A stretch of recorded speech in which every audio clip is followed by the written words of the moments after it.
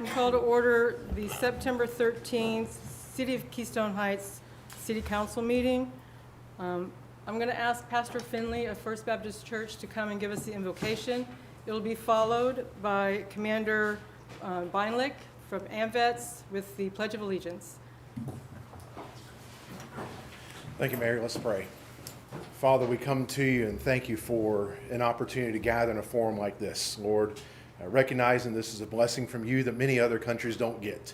And Lord, may we never take that for granted.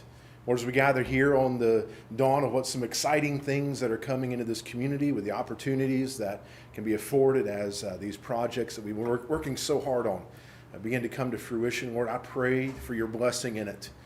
Lord, as much as we may plan and build and strategize, Lord, if you don't help it, it'll all be for naught. So, Lord, I pray your favor would fall on this council. Lord, I pray your favor would fall on everyone who speaks, who leans into these projects, Lord, that your wisdom would permeate through it all, that this community would thrive for the sake of not only ourselves, but the generation that comes behind us, Lord. May our decisions be good. Lord, we ask this all in your name. Amen. Amen.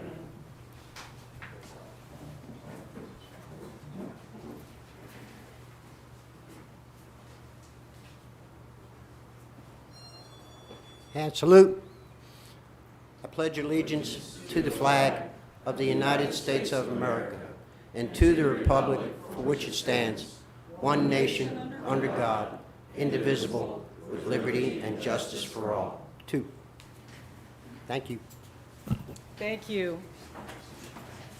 And I know you guys are going to miss out, but it's okay if you cut out early, okay?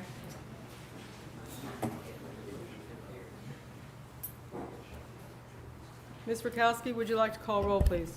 Mayor Lake, Here. Vice Mayor Hart, Here. Councilman Bobby Brown, Here. Councilwoman Kelly, Here. Madam Mayor, Councilman Tony Brown will be absent this evening due to illness, and you do have a quorum. Thank you. Are there any public comment cards? I have one, Mr. Scott Fryer. Mr. Fry, would you like to come to the podium? Yes, please. Thank you. Thank you for the opportunity to speak to council. As you know, many of you appointed me to the airport board some time ago.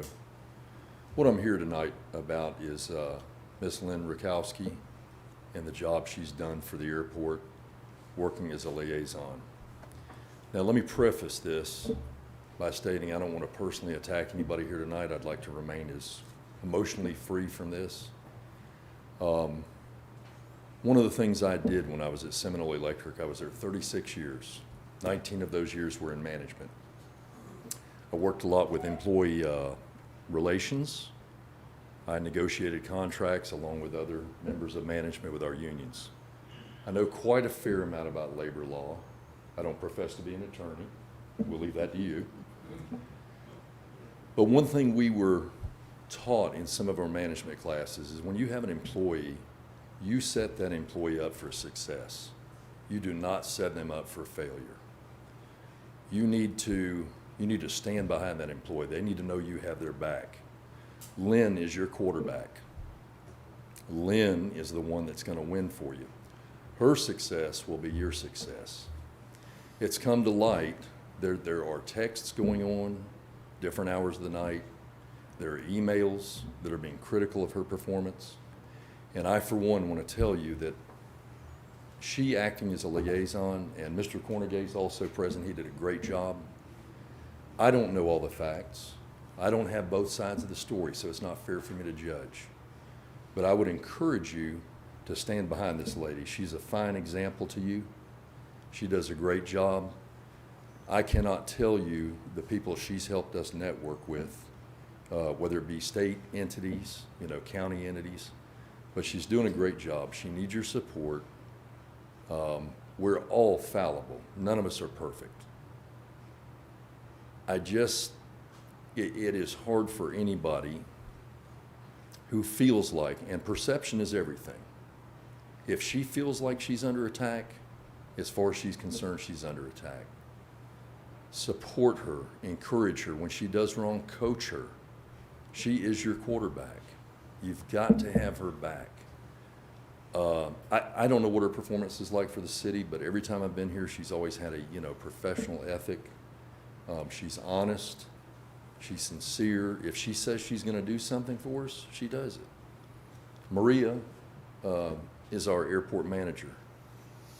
We're very much like y'all. We have a very small staff. We have to have Maria's back. When Maria gets in trouble, we have to run to help Maria.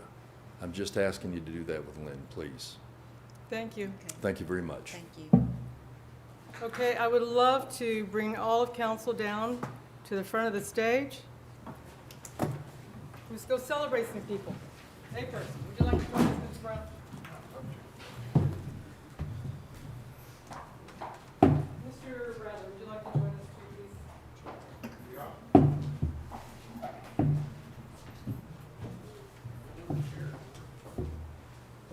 All right, would you like to stand in front of the center here? And I'm going to ask Mr. Brown to stand next to you. First of all, I am just incredibly delighted that we get to do this for you, and I get to be the mayor to do it. Because we started off in political life kind of together 18 years ago. And we humbly served on the Clay County Charter Commission. Was that 2004, 2005, that time frame? And then you became a superstar, okay? And so for your work specifically on the Black Creek project, the city would like to acknowledge you. And so I did a down and dirty list, okay? This is not everybody, and I don't want anyone to feel like I'm excluding a person who has worked on the Black Creek project. That's not what I'm doing. But I want to show you the length of time people have been involved with the lakes. Former mayors and councils under Lyndall Hale, Mary Lou Hildreth, Tony Brown, and myself. Former Clay County Board of County Commissioners, Glenn Lassiter, Cherie Stewart, Gavin Rollins, and now Betsy Condon. Former Representatives Charles Van Zant and his wife Catherine, current Representative Bobby Payne. Community members, and this is the long list, okay? This is Rodney Bamford. This is Chester and Edwina Moody from Lake Brooklyn Homeowners Association. This is Dennis Barnhart and Bobby Ludwig and myself of LARCA. This was Vivian Katz-James and Save Our Lakes and all the red shirts. And now it's Vivian Katz-James and the Lake Region Development Corporation. And then came Senator Rob Bradley. And I've written a resolution. I'd like to share it with you. And it goes like this. Mr. Bradley, whereas Rob Bradley was first elected in 2012 as a Florida Senator of the 5th District, and whereas Rob Bradley was subsequently elected in 2016 as the Florida of the 7th District, and whereas Mr. Bradley secured state funding in the amount of $40 million for the Black Creek Water Resource Project in the 2017-2018 legislative year, and whereas the Black Creek Water Resource Project is an alternate water supply plan to supplement fresh groundwater supplies, and whereas the development of alternative supply plans are key components necessary to meet the North Florida region's future water needs and protect Florida's natural resources, and whereas Rob Bradley championed the city of Keystone Heights by identifying and dedicated state funds to the Black Creek Water Resource Project, and whereas the city of Keystone Heights and its residents are very appreciative of Mr. Bradley's commitment and determination of solving long-term water shortage in the Lake region, and whereas the city of Keystone Heights and its residents are thankful for his continued commitment to the Black Creek Water Resource Project as Vice Chair of the St. Johns River Water Management District. Now, therefore, be it resolved that by the authority vested in me as Mayor of the City of Keystone Heights and on behalf of the City Council, I, Karen Lake, hereby proclaim Monday, September 13th as Rob Bradley Day. Adopted this day, the 13th of September. Is there a motion to approve? Is there a second? All in favor? Aye. Awesome. Now, I'm not done. I want you to have this. You mean that's like forever? It's like President's Day. Okay, and I did promise you on social media, when we talked about it, I said, I would love to give you a key to the city. And I don't know how many we've given out. Many? Not many. You really are our favorite son for the work you've done on the lake. And so, here you go. The key to the city.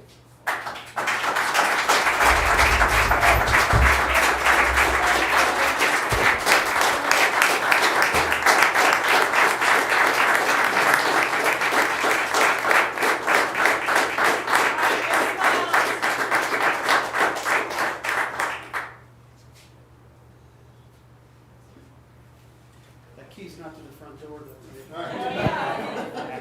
Can we throw Miss Vivian in there? Yeah, it's Vivian. Would you like to come in and join us?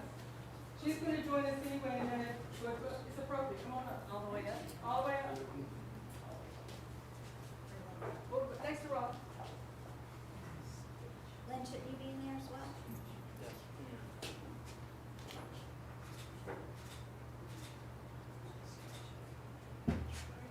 Can I get a picture of you in there with everybody?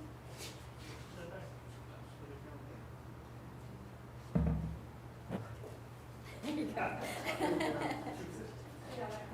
Anybody else?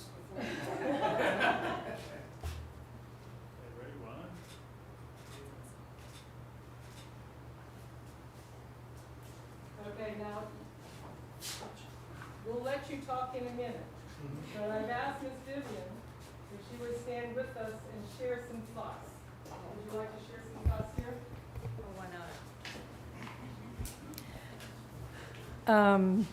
I've been doing this for a little over 12 years, and a lot of people before me that have been mentioned tonight have been doing this for a lot longer. This has been going on for decades, and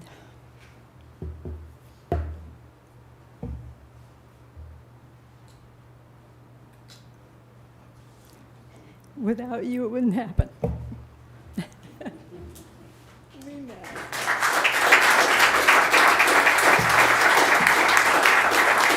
He's a champion. That's the least amount I've ever heard her share. Mr. Bradley, would you like to say anything? I don't know if that mic's It's green. okay. All right. I know y'all have a busy agenda ahead. Mayor, I'm so glad that you mentioned the fact that we did start a journey together in the early 2000s. When I showed up, I said, could I please sit there? Because I used to sit in that chair as the city attorney. And when I first met Mayor Lake, she was she looks the same as always. I was a lot younger, had more hair. But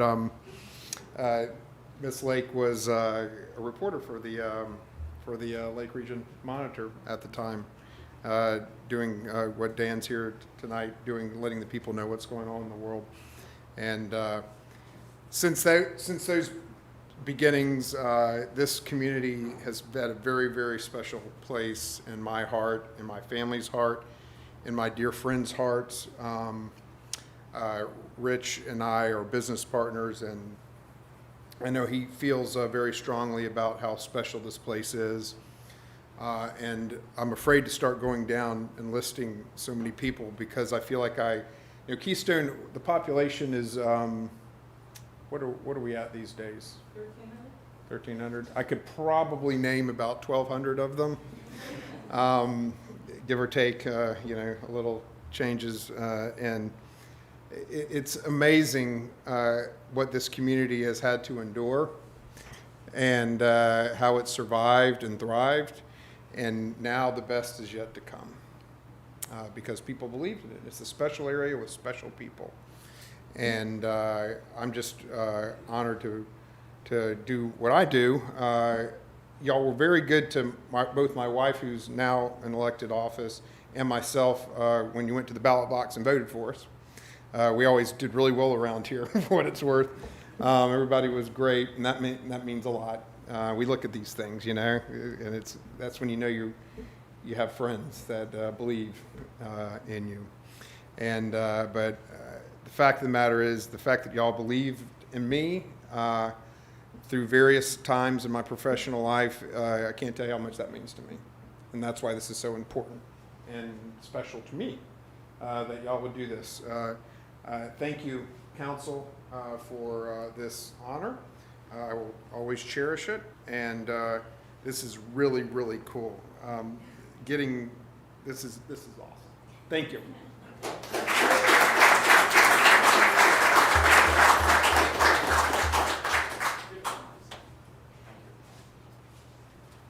job. All right.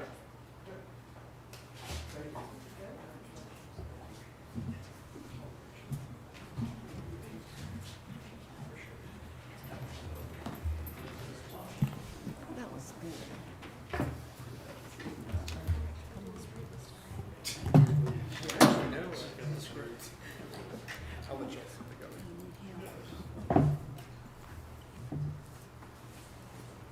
We are moving on to public hearings.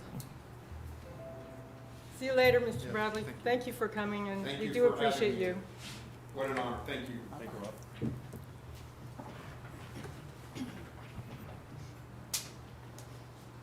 Item A is the 2021-591 second hearing for year-ending 2021 budget amendment.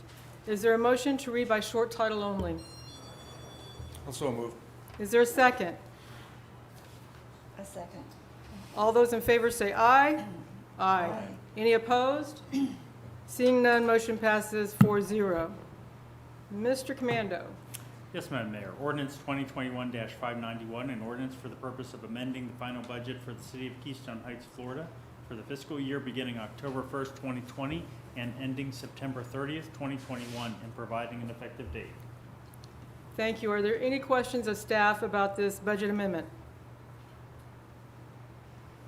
Seeing none, is there a motion to pass the budget amendment? Also move. Is there a second? Second. Thank you. All those in favor say aye. Aye. Any opposed? Seeing none, motion passes 4-0. Item B is a resolution 2021-07, KHA FY 21-22 budget approval. Is there a motion to read by short title?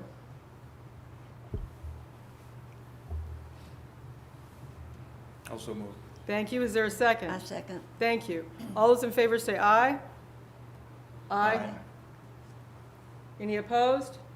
Seeing none, motion passes 4-0. Mr. Commando.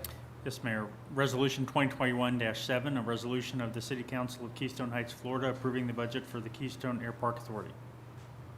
Thank you. Are there any questions of staff about this resolution? It's for the airport budget. Any questions about the airport budget?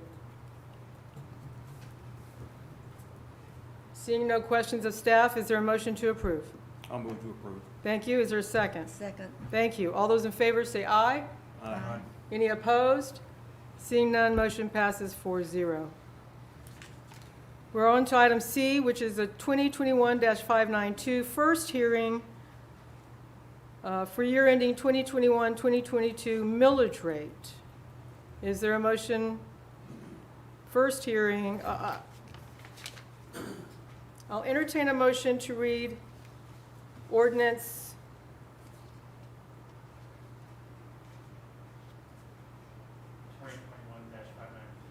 by title only.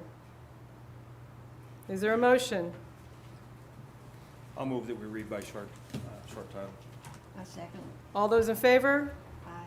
Aye. Any opposed? Seeing none, motion passes 5-0. Mr. Commando. Yes, Mayor. Ordinance 2021-592, an ordinance of the City of Keystone Heights levying the ad valorem property tax millage rate for municipal purposes on all taxable property within the city for the fiscal year beginning October 1st, 2021 and ending September 30th, 2022, stating the percentage by which the millage to be levied exceeds the rollback rate, providing an effective date. This public hearing is set to present the proposed budget of the City of Keystone Heights to the public for comment, questions, and review, and to make changes if desired by the City Council. The process for budget adoption is detailed precisely in Florida statutes, and we must comply with those directives. The very first order of business is to discuss the proposed millage, the rollback millage rate, and the reasons for the increase in ad valorem tax revenues. I will now turn this discussion over to our city manager, to make certain we meet all required communications. Thank you, Madam Mayor. The name of the taxing authority is the City of Keystone Heights, Florida. The city's council proposed budget for fiscal year 2021-2022 reflects a millage rate of 4.2901. That millage can be compared to the current millage rate, which is also 4.2901, and to the rollback millage rate, which is 4.1497. The rollback rate is a calculation which brings the same tax dollars next year as for this year, excluding new construction. I am required by statutes to state the percentage increase of the proposed millage compared to the rollback rate. The proposed rate is a 3.38 increase over the rollback rate. The city's overall proposed budget is $1,244,303 and breaks down as follows. General fund, which is $847,641. The Community Redevelopment Agency, which is $197,200. The cemetery budget, which is $55,962. And the air parks budget, which is $1,116,008. The CIP, which is $143,500. This represents a millage increase of 0.0 mils. The budget increase for this year is directly attributed to the city's need to rehabilitate, improve, and develop its parks, as well as to offset the revenues from the recalculation of the state's infrastructure tax. Council voted 5-0 to set the millage rate at 4.2901. The budget reflects the draft budget reviewed by the Budget and Finance Committee as well as the City Council on August 31st, 2021. It is being presented tonight, September 13th, 2021, at a public hearing and will be presented for a second hearing and adoption September 27th, 2021. We will now open the public hearing on the proposed millage. Is there anyone here who would like to speak to the proposed millage? Seeing none, close the public hearing and have discussion among the council. Is there any comments from the council? We've seen this before a number of times. Is everyone comfortable with what we're doing in terms of our millage rate?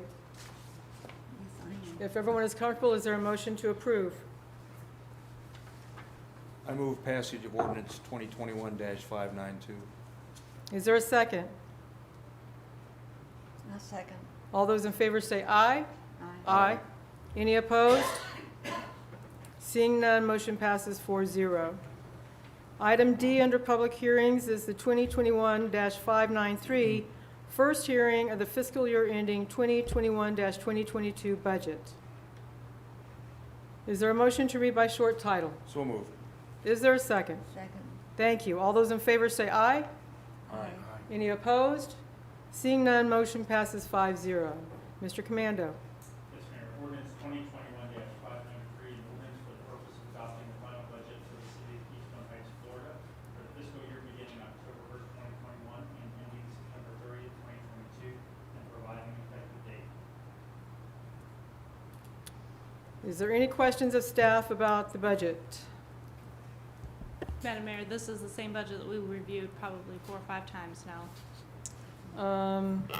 There was some changes, though, in the budget. There was So- a few changes to offset some of the numbers that came in. However, they're probably within $1,000 of each other, just to make sure that the budget does balance.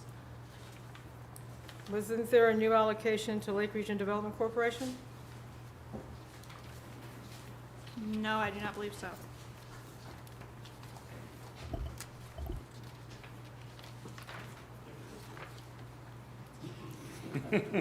Was that a hopeful remark from the back of the room?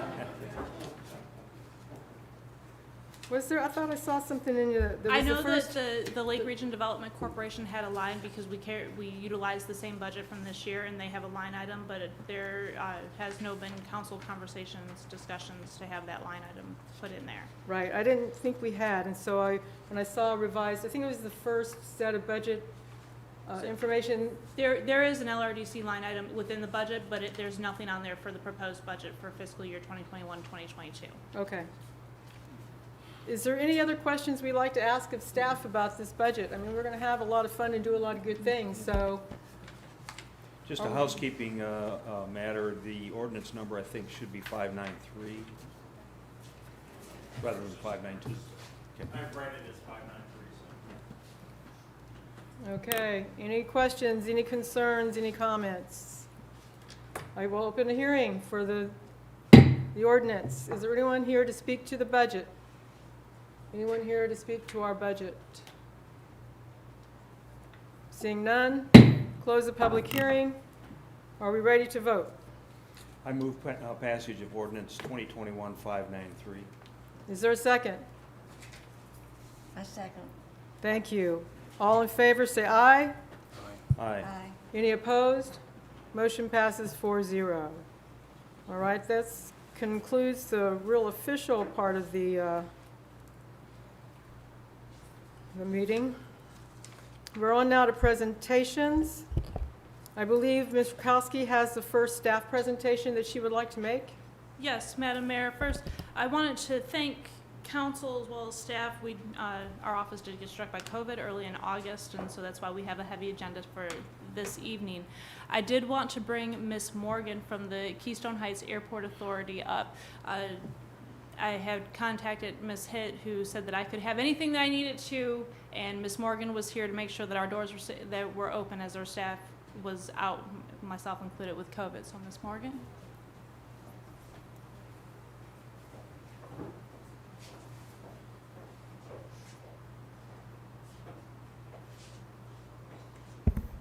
On behalf of myself as well as staff and the City Council, we thank you very, very much for coming in, sight unseen, and answering questions that you did not know so that we can make sure and keep our doors open. So with this, thank you.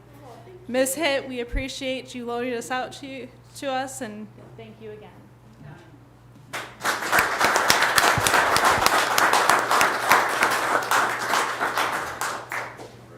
With that being said, Madam Mayor, if I could just make a couple of introductions.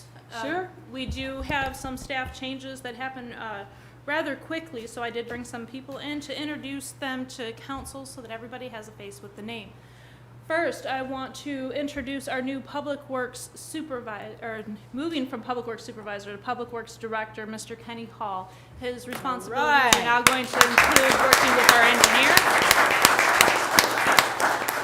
And he cleans up real nicely when he doesn't wear that funny orange vest. Absolutely. Second, I want to introduce Mr. Matt Cole, who's going to be taking over cemetery sales and code enforcement. All right, Matt, welcome. Third, Miss Christina Minks, who's going to remain as my assistant. She's also going to be utilizing her services with tourism development and our events coordinator. Excellent, welcome. And our last, but certainly not least, addition to the Keystone Heights family, I want to introduce Miss Shelley Gibbs, who's going to be our office manager and fiscal clerk. All right.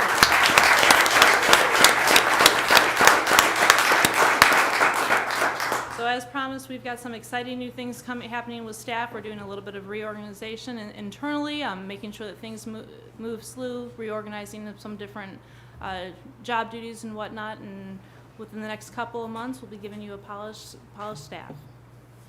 Excellent. We're moving on to B presentation, the Clay County Sheriff Office presentation. Is that you, Deputy Santiago? Yes, ma'am. Can you come to the podium, please? This, if I may start, Madam Mayor, I just wanted to inform council and really didn't have a place to put it on the agenda, but a week ago today, yes, tomorrow, we experienced some vandalism at the Keystone Beach. We had some kids that knocked over our light poles after hours, and so we were able to get a report drafted early Tuesday morning, and it's a fun story. We were able to capture it on video, had some fantastic shots, I believe, that the Sheriff's Office shared on Facebook. We had a resident that called in and said, hey, I know them, passed on the names to the CCSO. Later on that afternoon, Mr. Cornegay came in from outside and said, I think one of the kids is outside. Looked outside, called Deputy Santiago, said, I need you to come to City Hall, please. And so he came to City Hall, and a couple minutes later, I got a phone call, said, yep, that's your guy. And not only is that your guy, but it's also the last guy, the one that we were missing from the bathroom vandalism. So they are fantastic. Wow. And within 8 hours, we're able to make the arrest of the kids who vandalized the beach at 2 o'clock in the morning with the light pole, and then also close out our restroom vandalism. So I just wanted to showcase our partnership. I'm on the phone with Sheriff Cook probably at least once a week, Deputy Santiago almost weekly in the area, and so we value our partnership with CCSO, and we're able to get things done, make sure that it's understood that that doesn't have a place here in Keystone Heights. It was a good partnership. The stars aligned perfectly for that to happen. That hardly ever happens like that, and it did. It just happened to work out that way. The detectives, all the deputies involved there, it just was perfect that way. It's also my understanding that the Clay County School Police Department was also involved. Is that correct? Deputy Mauricio took the photos to the school to show them, to see if they can identify them. The ones that were involved, they actually are, and I will say, they're not Keystone. They're not Keystone kids. They're not Keystone kids. They're Putnam County kids. They're Putnam. So, and it is kind of, it's actually important information because we Everyone tend to, thinks our kids are the ones doing all it. It's not. It's coming not. from Bradford. It's coming from Putnam. Right. And every one of them, none of them went to school. Every one of them were away from here. Yeah. That's why they were hard to identify. If it not told the one identified kid, if he would have shaved his head, we would have never caught him. Yeah. Because he was very distinguishable. But he confessed to the whole thing. It took a little bit to get him to talk, but once he started talking and the picture showed up, he couldn't deny it. Even his buddy that was in the picture couldn't deny it. Yeah. So it was just a great effort, and it closed out a case from, how long ago was the bathroom? And he wasn't none the wiser. I just said, hey, and just happened the detective that came to collect the first person just put a warrant out on that second person. I said, right here. He's like, oh. So we gathered all of them up together. But it was a good partnership, and with the cameras and getting in contact with us, it definitely helped out. Excellent. And while you're there, Yes, we're ma'am. going to give you an opportunity to make an announcement about National Night Out. National Night Out. National Night Out is going to be October 5th. I was hoping to get your approval to have it in the beach area. We're getting to that. Basically, National Night Out is to bring education and a partnership with the Sheriff's Department together with the community. Figured with the community, we got new people coming into the community that aren't really familiar with the Sheriff's Office or exactly what we do. And this is our time to bring that out and bring them out to the park, show them new improvements to the park, and get to know us as Sheriff's Department. We'll have K-9. Of course, we partner up with the fire department and Clay Electric because they're a big part of our community. They like bringing the big boom trucks out, and kids love it. So we like to have the community come out and just support the whole event. I've contacted some of the food trucks, and hopefully we can have some food trucks join, and some businesses are welcome to join, put up booths, and speak with the kids in the community. Excellent. All right, thank you. We'll see you again soon. We have a presentation this evening by Smart North Florida. It's being delivered by Clayton Levins, the Executive Director. Would you like to come up? Welcome. Thank you. I appreciate it. Good evening. Council members, thank you so much for having me here. Again, my name is Clayton Levins. I'm the Executive Director of Smart North Florida, and I'm very excited to be here tonight to tell you a little bit about what it is that we do and why working with cities like Keystone Heights is such a critical part of our mission, and why we're here every day to spur on innovation in public sector from top to bottom. So I don't know who controls the slideshow, so next slide, perhaps. Okay, thank you so much, I really appreciate it. So our mission is to harness smart technology, coordinated data, and regional collaboration to further the quality of life for this region. Very simple mission.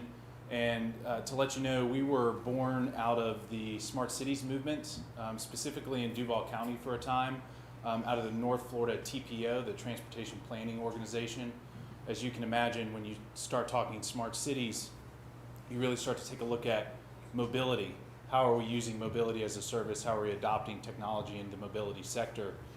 While quickly as a movement, the North Florida TPO Executive Director, Jeff Sheffield, realized that a smart city is really one that applies to all sectors of what makes a city a city. So it goes beyond just mobility.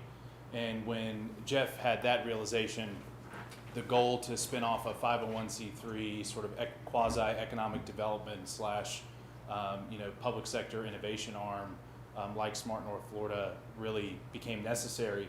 And then the resources behind it to bring in an executive director, which I'm now able to do, and have a full board dedicated to it as well, was something that was very important. And so now we're leading a variety of initiatives across the region to again further the innovation within public sector entities and the adoption of technologies that can really create efficiencies and cost savings across the board for cities, no matter the size. And that's the goal here, right? So next slide, you'll sort of get a sense of how we visualize, and I apologize for the size of the fonts there. How do we visualize this ecosystem? Because our belief is that we're creating an ecosystem. You know, I told you that we moved outside of just the mobility space because we don't want to become technology dependent.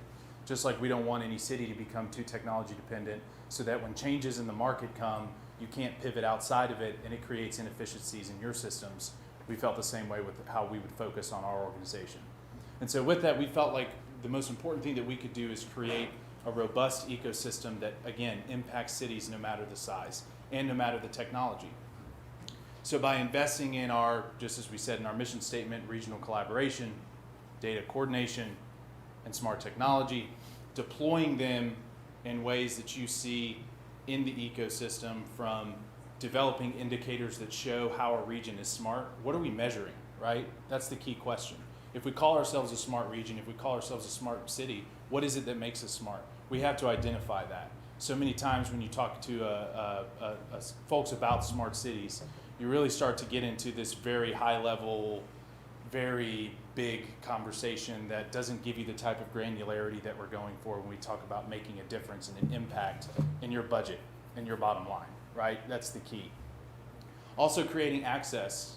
We want every community to have access to the technologies that we're deploying, but we also want the entrepreneurs, the startups, the young creators that are growing in this market to have access to your community as well, so that they can see the value of living in Northeast Florida, getting talent from this region, and then applying it, you know, obviously to the public sector entities that they're partnering with.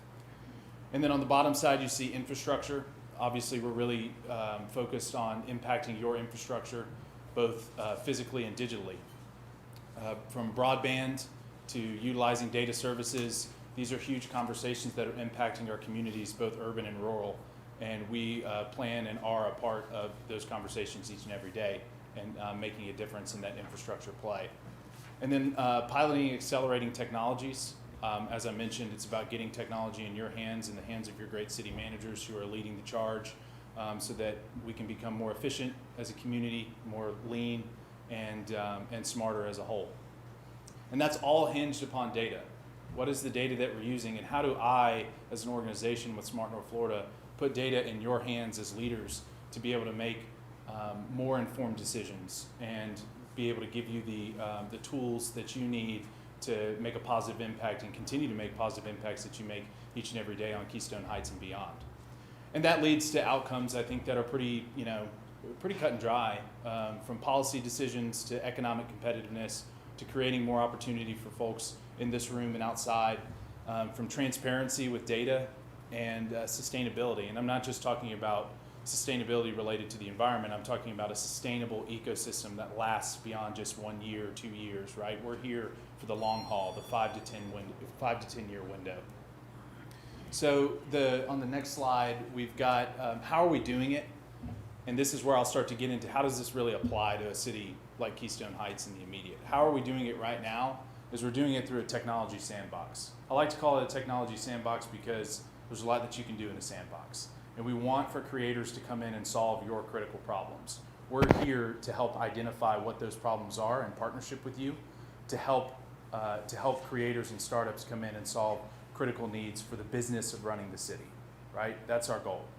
So one of the actual success cases that we've had early on, and one of the models that we approach this with is really we provide low-cost piloting opportunities for city managers to utilize different technology solutions and test the technology for 3 to 6 month window, determine that it's an effective technology, and then deploy it across the business of the city for the long period, the long haul, to scale it, as we like to say. And one of the early success cases that we had in this piloting opportunity actually was with Clay County, with the Clay County Commissioner, with the testing of a technology called Robotics, which is actually on the docket to discuss this evening. Robotics is a technology that leverages analytics and artificial intelligence to better analyze your pavement quality. So all the technology is you simply take your iPhone, your public works directors and employees will attach it to the dashboard of their vehicles, and the phone will literally, as you're driving along your roadways, analyze and assess your pavement quality and tell you how you can better deploy your assets to fix any pavement issues. As you can see, this is on the screen. This is actually a dashboard of the Robotics platform, and it's as simple as green means we're good, red means we got to make some improvements here.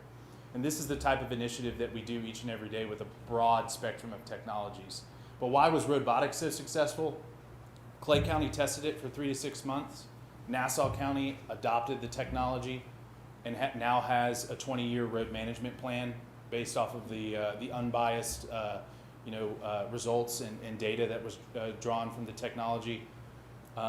City of Neptune Beach is adopting it into their fiscal year 2021-2022 budget.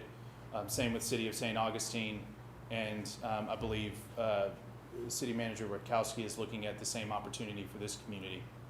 The best part about it, again, we operate knowing that we want to make sure that any solution that we're working with city partners like Keystone Heights on are cost effective. And you have with Robotics a cost-effective solution. You're roughly in the range of about 10 grand when it comes to implementing this. Technology is becoming so ubiquitous now that we feel like this is the optimal time to work with governments across the region to better adopt solutions like this so that we can create innovations in your business and then therefore impact the bottom line, right? Our future developments, we also are really focused on startup retention. So how are we exposing companies from across the country to the North Florida area to keep them here? How do we show them that there's a talent base here? There are incredible communities like Keystone Heights to do business in, and then to live, work, and play in. How do we retain those companies for the long haul to further spur on economic growth across the region? And then, of course, very interested in opening up venture capital opportunities to further investment, but that's farther down the line. Next slide, please. So we also have a concept that we've sort of dubbed, if you read anything on smart city literature, there's also this great model idea around these living labs where communities are directly investing in a specific problem statement that really affects the community as a whole and deploying technologies around that problem statement and with the focus of economic development as well as with attracting these startups into the area. And one example, because that's a lot of word salad that I just threw at you, one example of what we're doing is City of Neptune Beach has a critical issue with their resiliency. So if you've been to Neptune Beach, and I suspect you have, the city sits as a bowl. And it essentially retains water like nobody's business. And they have critical investment needs across the board as it relates to stormwater resiliency and severe weather impacts. So what we have planned to do, and Neptune Beach is allocating in their fiscal year 2021-22 budget, is a resiliency lab, where we'll be positioning an all-call to startups across the country to pilot and deploy their solutions that directly solve the problem of stormwater and severe weather resiliency in the community. It's a very exciting opportunity and one that we feel that we can leverage a specific brand to promote economic development across the board. And this isn't just a model that we're going to deploy in Neptune Beach, this is one that we're working with communities across the region. and one that we hope to work with Keystone Heights on as well, as you focus on economic development, growth opportunities with all the exciting things that you have happening here in this community. Next slide. This is just the living lab process, and I'll be very quick because I don't want to continue to monologue on you all this evening, but the idea is very simple. Take the time to identify your problems and understand what we already have in our network. What companies and solutions do we have in our network that can directly apply to the problems that Lynn's bringing to me? If she's saying, hey, if I had a magic wand that could solve this business problem for my city, it would look like this, right? You'd be amazed at what's out there already in the technology space that can potentially solve for that very specific issue. Then we pilot and test the technology. Low cost, low barrier to entry for these solutions to get in front of your leadership, to test out and see if they really work, and one that you can bring back to ratepayers like those that are sitting in this room and say, hey, this is something that works, here's the data behind it, and here's why we're going to invest in it on the long haul. Measuring, so we actually have a software platform that we call our Open Integrated Data Exchange, where we're ingesting data all the time, and we will eventually be able to dashboard and map data impacts for whatever use case and case study that you bring to the table. And I'll show an example of that in just a moment. We're continuing to develop that product, and by the start of 2022, we'll have a very robust system that we can utilize for these types of initiatives. And then lastly, again, like I mentioned, it's scaling to the enterprise, right? Scale it across the business of this city, across the business of the cities that we're working with. Next slide, please. Again, I mentioned our Open Integrated Data Exchange. As you can see from the sort of the test slides that we've created with our partnering company that's running the back end of this solution, we'll be able to very easily map and track the impact of the data that you're generating through some of these solutions and the utilization of them. It's sometimes the technology that you adopt isn't always the sexiest thing in the room. It's not always the flashiest. It could be a sensor the size of a quarter that you're attaching to each of the light posts downtown Keystone Heights.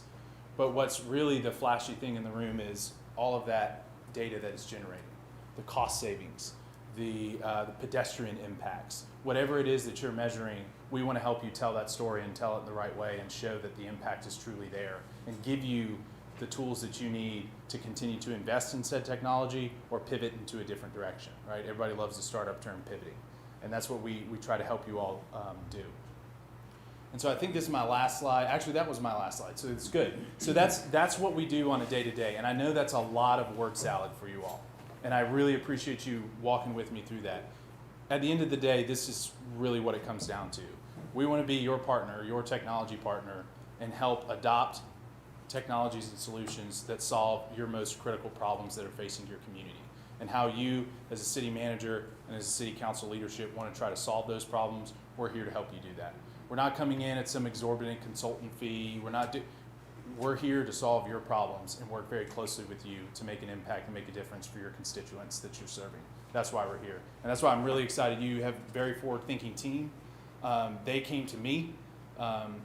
I've been in this role now since late March, early April, and this team came to me and have been on it ever since, of just trying to continue to search out solutions that can make a difference for each and every one of you. So that's why I'm here tonight, to be of hopefully further clarification. I could have muddied the waters a little bit, so I'm happy to answer any questions that you have. But is that okay? Can I answer any questions or? Absolutely. So, to give a little bit of background, I've accompanied Mr. Scott Cornegay while he was city manager to the North Florida TPO many times, and the Smart North Florida, the Smart Florida, the Smart North region, as the name morphed and changed, it became a very interesting, innovative, forward-thinking, very exciting project that they were undertaking. Once they named Mr. Clayton as executive director, I sat down with him and he asked me that very question of, let me solve the problems. What are the problems that you have? And we talked about some of the issues with staffing and that they are very, very busy. Everybody has multiple jobs, and so that's why we'll talk about robotics a little bit later on in the agenda, sitting down with robotics and seeing if they could truly help relieve some of the the day-to-days and streamline that into something that could be effective for staff and cost efficient.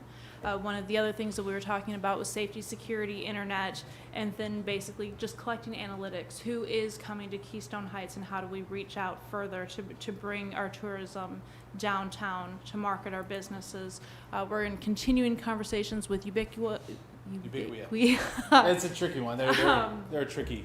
We're not quite there yet, working with Clay Electric to see if this is something that could potentially that could fit for Keystone Heights, and then that'll be bringing, we'll be bringing that to council as well. One of the things that I've heard from council a couple times is leading edge or state of the art, and this is really putting us up there and giving us one of the first, I think will be the second in Clay County to be tagged with the Smart North Florida. I'm not sure if Green Cove Springs has gotten that tag yet or not. No, they're not. I would say you all are the first. So the Green Cove has you reached want to out talk to about us, so. leading edge technology and moving forward and being the leaders. This is certainly a place to do so. And after going through some of the products that is available out there, readily available, I think that the two that we're exploring probably meet our needs for the city area, and we're looking at the possibility of going outside the city, going into the whole Keystone Heights Lake Region area. But for the city of Keystone Heights, those are the two that we're looking at partnering with. That's awesome. Yeah. You know, there's always a little bit of a difference between leading edge, cutting edge, and bleeding edge, right? Yes. So Absolutely. leading edge is very cool. Cutting edge, hey, if it's kind of really, you want to experiment, I think that's a good thing. But we do want to stay on the front foot, at least in terms of how we grow our downtown and our economic development. We want to be out there. Sure. I love that mentality. That's huge. And I would just add on to that is, I think, with the way that, again, your city leadership has chosen to approach this, you will be out there in that respect. And to add on to it, making sure that every startup that we work with and we put in front of you has been thoroughly vetted, from their business case to their profitability to their how are they growing as a business. We're vetting them day to day. And so anybody that's put in front of you all, we've made sure they check all of our boxes, and then from there, hopefully they check yours, and it creates a great partnership for you all to continue to flourish. Well, I look forward to continue conversations. Any questions? Just so I understand your business model, Yes, sir. I think what you're doing is aggregating startups, maybe from incubators, matching them with entities such as cities, public utilities, that sort of thing. Yes, sir. Is that You nailed essentially it. what you're doing? You nailed it, my friend. Thank you. I'm gonna have you come with me to every meeting so that I have you in the background. But yeah, no, that's exactly what we're doing. We have a few other business models that we're taking a look at, broadband, as well as that data piece was just a fraction of what we're going to do on the long haul. But for the purposes of not muddying the waters too much this evening, you absolutely right on, and that's what we can bring to the table in the immediate for this community. Thank you. Excellent. Thank you. Thank you. Really appreciate it. Thank you. Our last presentation for the evening is Scott Cornegay, the Lake Region Development Corporation. Would you like to come to the podium, please? Good evening, Council. Scott Cornegay, Lake Region Development Corporation Executive Director. It's a pleasure to be here with you tonight. Before I get started, I would like to point out that I have 3 of my board members here with me tonight. I know you're rocking it, aren't you? Yeah, the Chairman Vivian Katz James, and Mr. Todd Bills, and Mr. Don Bell in the back. Oh. So glad to have everyone here tonight. I just want to give you a quick update on some noteworthy items relating to the Lake Region Development Corporation. Today, I was informed that the swim platform, the floating swim platform, will be delivered either tomorrow or Wednesday. Awesome. Kenny, I need to talk to you about that. So we'll be finalizing the logistics tomorrow and take the delivery on, like I said, either Tuesday or Wednesday, and it should be installed no later than Wednesday afternoon in the swim area. So we're very excited about that. For those of you that do not know, last Thursday night down at the Keystone Heights Historic Pavilion, the Keystone Heights Volunteer Fire Department distributed the proceeds from their 501c3, and I'm happy to announce that they made a generous donation to the Lake Region Development Corporation. So we'll be using those funds to purchase more improvements for Keystone Beach, as well as other amenities and things that we think would benefit the downtown Keystone Heights area.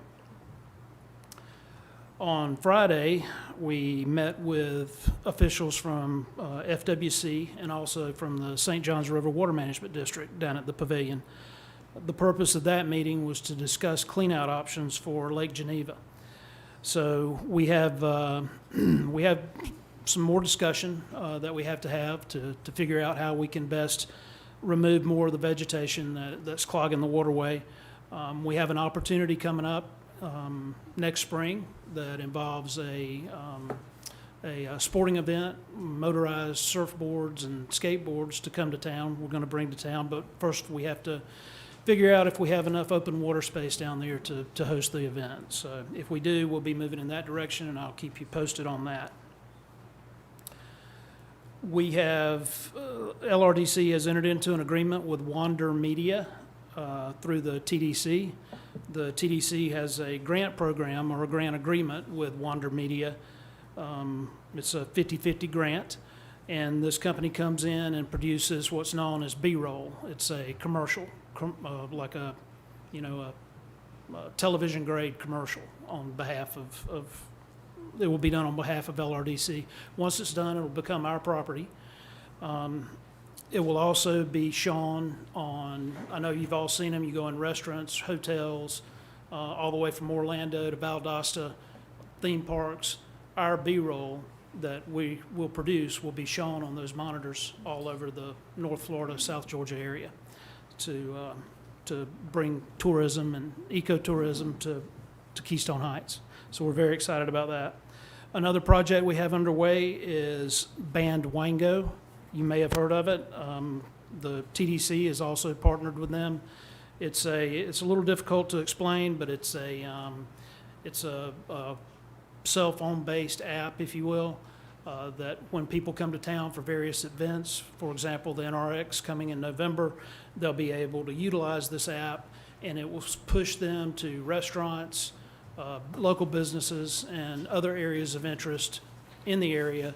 And it'll be incentivized in some way, whether through discount coupons or giveaway items or whatever the case may be. So we're very excited about that as well. Munchy Monday, soon to come. I can't wait to hear about this one. Munchy Monday. So as we all know, And I want to know who came up with the name.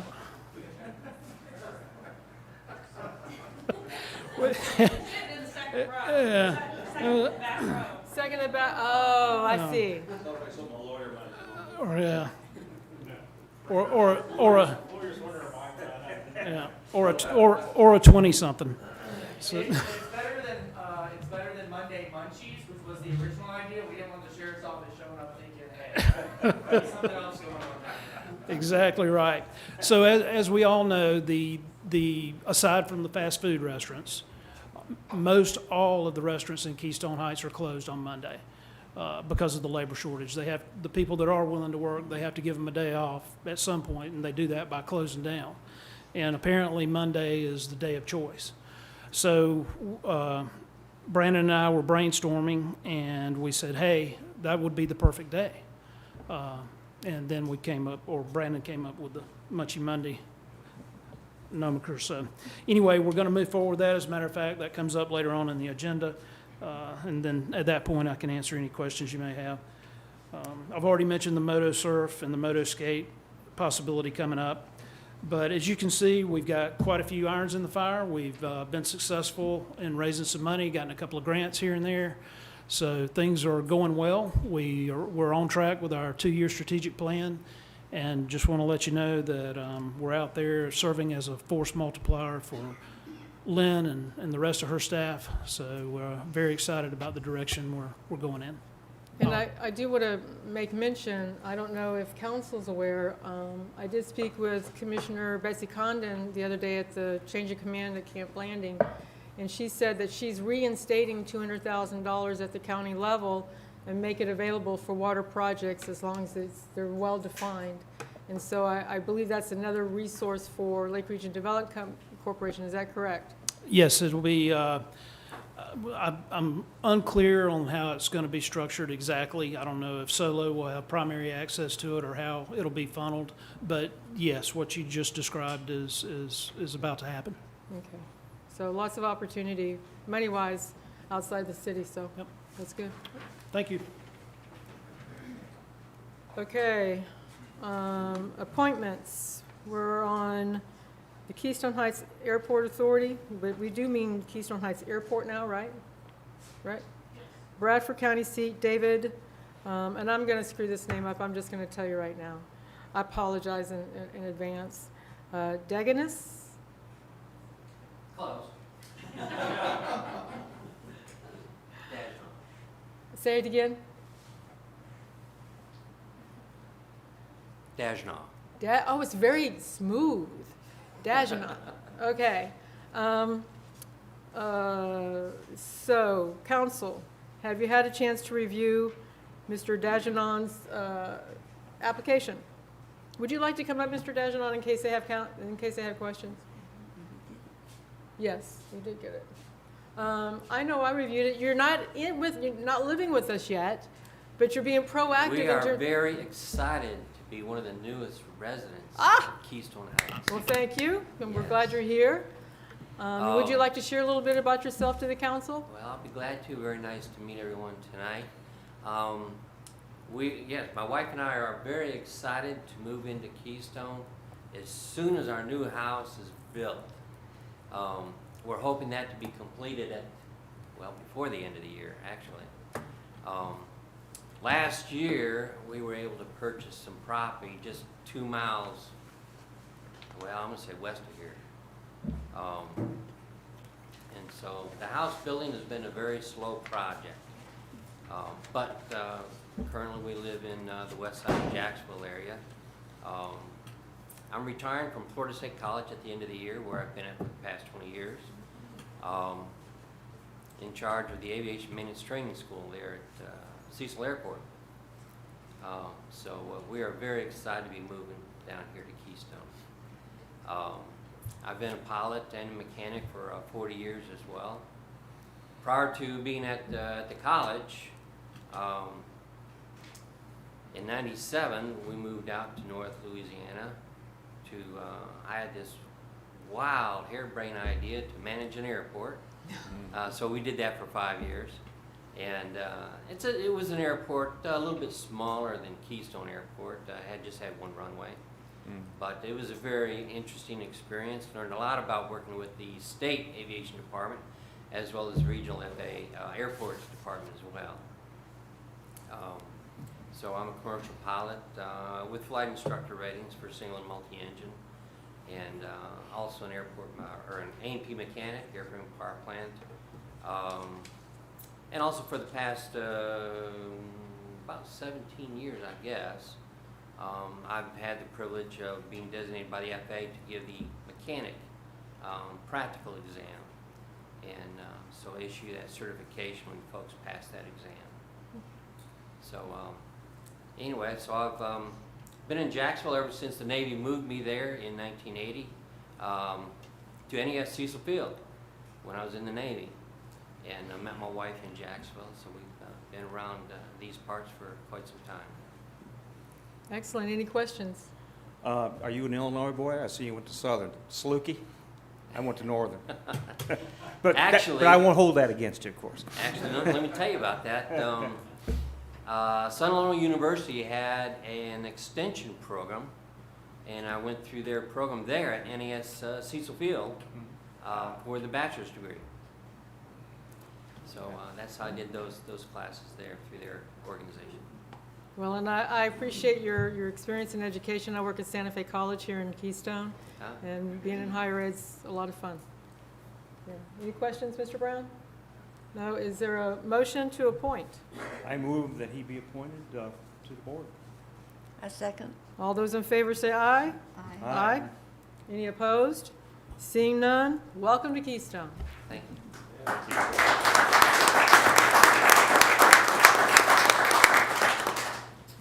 Okay. Okay, and I think we're going to get through to old business, and then we'll take a short break since we have a long agenda. I had a request from a council member to be able to stand for a few minutes, get the kinks out. So if we could get through the events. Boo on the Boulevard. Madam Mayor, Miss Barbara Franklin could not make it tonight due to COVID impacting her office, but she did want to move forward the request to close down State Road 21, which you have the resolution if you so choose, and then the funds of safety and security up to $1,500, which will include the cost of deputies that it would be needed, or which will reimburse the cost of deputies that will be needed to close that road. I thought we approved that last time, didn't we? The council did, but at a workshop, so this has to be a motion, then we need sorry. the resolution. Okay, that's fine. All right, so we've seen the application of Boo on the Boulevard coming back downtown. Is there a motion to approve? Thank you. Is there a second? A second. Thank you. All those in favor say aye. Aye. Any opposed? Seeing none, motion passes 4-0. Do we want to wait just a minute for Mr. Commando and move on to Munchy Monday? It's completely up to you. I can read the All right, title let's bring for Mr. you. Cornegay back up. Go ahead, give us your best shot. All right, so I described it earlier, the void, the unmet need there for a place to eat lunch on Mondays. So what we're asking for is use of the beach parking lot so that we can bring 4 or 5 food trucks up on Mondays. I believe on the application I have the time outlined as 10:30 to 2, is I that saw right? it, yeah, something like that. So that's the request. The idea would be down the road to do it weekly. I think starting out, it would probably be every other week, just to kind of ease into it and make sure we can pull this off. So that's the request. The only other thing that I might add is that mail truck is going to be an issue if we're successful. We're going to need all the space we can get. So I'd ask you at another time and another place to consider not allowing overnight parking in the beach parking lot. Okay, so is there a flavor for a food truck on Munchy Monday on council? I think it's a great idea as long as it doesn't conflict with the existing businesses, and it doesn't sound like it's going to. It looks like it's an open-ended request, is that right, Scott? Yes, sir, it is. Subject to termination by either side? Sure. Sure. I think it's a great idea. Do we know what food trucks we're bringing in yet? No idea. So the city of Green Cove Springs has a list, a fairly exhaustive list, and I'm going to ask for them to share that with us, and we'll just try to rotate it out a little bit. I mean, I'm sure there'll be some fan favorites, and we'll get to know who those are. But to answer your question, it's a pretty big list, and we'll try and mirror something similar to what Green Cove Springs has done. And you'd scope out their paperwork, make sure they have insurance and so forth? That would be, yeah, they would meet the special event requirements for the city. Right. Okay. Okay. Any other questions of Mr. Cornegay? No? It's a great idea. I'm in agreement with Vice Mayor Hart. I believe since it's not conflicting with any of our local businesses, I would prefer you guys pick some local. There are a couple local food trucks. It would be really nice if you would include them and make sure they get first dibs Absolutely. on parking there and making money off us. But seeing as there's not a lot and the other restaurants are closed, I'm supportive. Is there a motion to approve the Munchy Monday food vending events? I'll make that motion. Is there a second? Second. Thank you. All those in favor? Aye. Aye. Any opposed? Seeing none, motion passes 4-0. Thank you. You're welcome. I do expect to see some really good video, Mr. Ludwig, from these things. Now I got you. Mr. Commando, we're backing up now to Resolution 2021-06, Halloween road closure. Is there a motion to read by short title only? I'll make that motion. Thank you. Is there a second? A second. Thank you. All those in favor say aye. Aye. Any opposed? Seeing none, motion passes 4-0. Mr. Commando. Thank you, Mayor, and I'm sorry for the delay. Resolution 2020-06, a resolution of the City Council of the City of Keystone Heights, Florida, authorizing the execution of a Florida Department of Transportation temporary road closing permit application, providing for an immediate effective date. All right, any questions about the resolution to staff? Any questions? So is there a motion to approve the road closure? I move passage to the resolution. I Thank- second. Thank you. All those in favor say aye. Aye. Any opposed? Motion passes 4-0. We're now to item C, National Night Out for the Clay County Sheriff's Office. Deputy Santiago, do you want to come back up in case there's questions? Have you seen the application? You're moving this from the Hitchcock's parking lot to the Keystone Beach parking lot, is that right? Correct. And then you'll be coordinating all of the other vendors and partners who will be coming in? They'll be subject to exactly like Mr. Cornegie, the same restrictions if Okay. they want to participate in it. But mainly for the sheriff's office is we're going to bring our booth, like we always do, partnership with the fire department and Clay Electric, just to bring fun activities for the kids and for the neighborhood. Okay, We wanted to do it at the beach because of all the improvements to bring more people out. The Hitchcock's Plaza was great. It brought a lot of attention, but now we want to bring it into the city to showcase what we already have. well, we appreciate that. Thank you for thinking of us. Any other questions? Yes, this is a national movement. We're not the only city that's hosting the event. Actually, Clay County's the only one doing it on October 5th, but next year we're doing it the national night out. It's Okay. usually in August. It's usually in But August. because of COVID, we had to Push it back. push it back. Okay. Is there a motion to approve the National Night Out application? Also move. Thank you. Is there a I second? second. Thank you. All those in favor say aye. Aye. Any opposed? Seeing none, motion passes 4-0. Thank you, Council. Ms. Rakowski, this must be you, the monthly market? Yes, Madam Mayor, so I approached council before, just kind of briefed you on some of the changes that we've had within inside the city limits, with inside staff.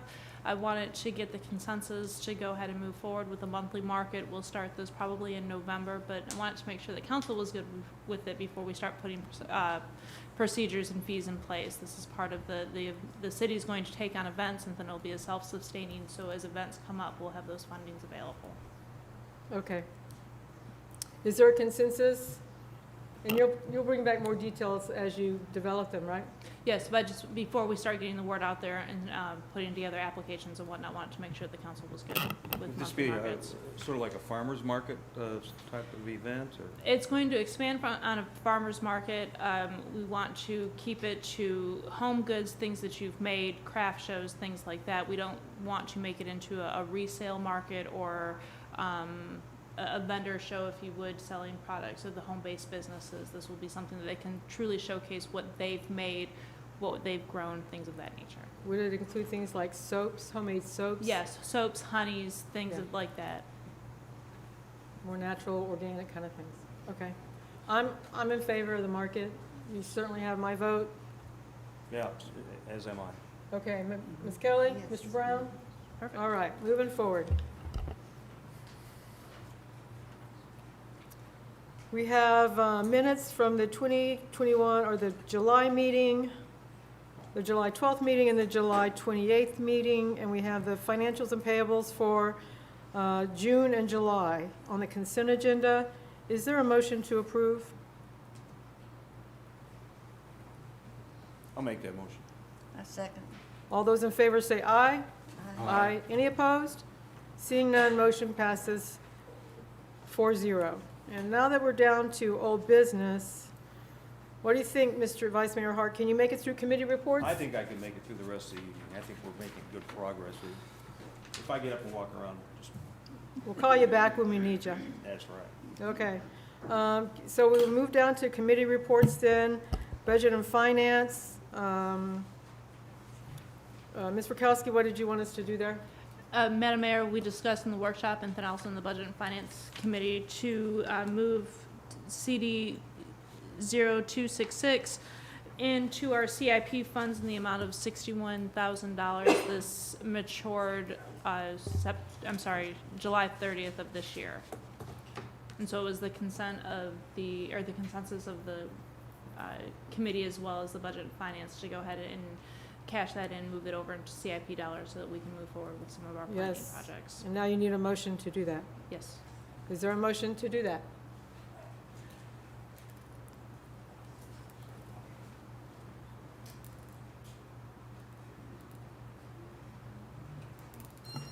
Also move. I second. All those in favor say aye. Aye. Any opposed? Seeing none, motion passes 4-0. You can cash it in. Anything under growth management, Vice Mayor Hart? Nothing current. Mr. Kirkland, welcome. It's time for As the Propeller Turns. That's right. Good evening, Madam Mayor and council members. Thank you. Let me first start by saying special thanks for appointing Mr. Dagenet to our board. Obviously, his resume is extensive and very qualified, and we're excited about having him on our board.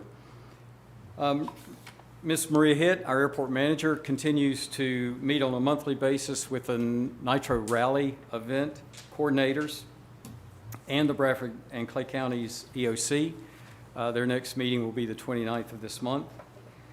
Maria also has been meeting with Crawling for the Fallen event planners, and they are anticipating around 1,000 Jeeps this year for that event, which will be November the 12th through the 14th. Mrs. Hitt and I sat down with Ms. Ratowski, as well as our airport engineer, Bill Prang, and we zoomed in with Clay County Manager Howard Wanamaker to discuss the potential funding options for the feasibility study for the CCUA project at the airport. The study is estimated to cost around $135,000, so we're looking for some funding options to pay for that. Congresswoman Kat Kamick had requested a few months ago to visit the airport, so on August the 30th, she and her staff members sat down with us. We discussed numerous projects that have occurred in the past, as well as future growth and major needs for the airport. We look forward to seeing results from that meeting. And when she left the airport, she went over to the firm. And if you've looked at any of her Facebook page pictures, she and her staff person took some driving lessons in some race cars, or a rally car, I guess.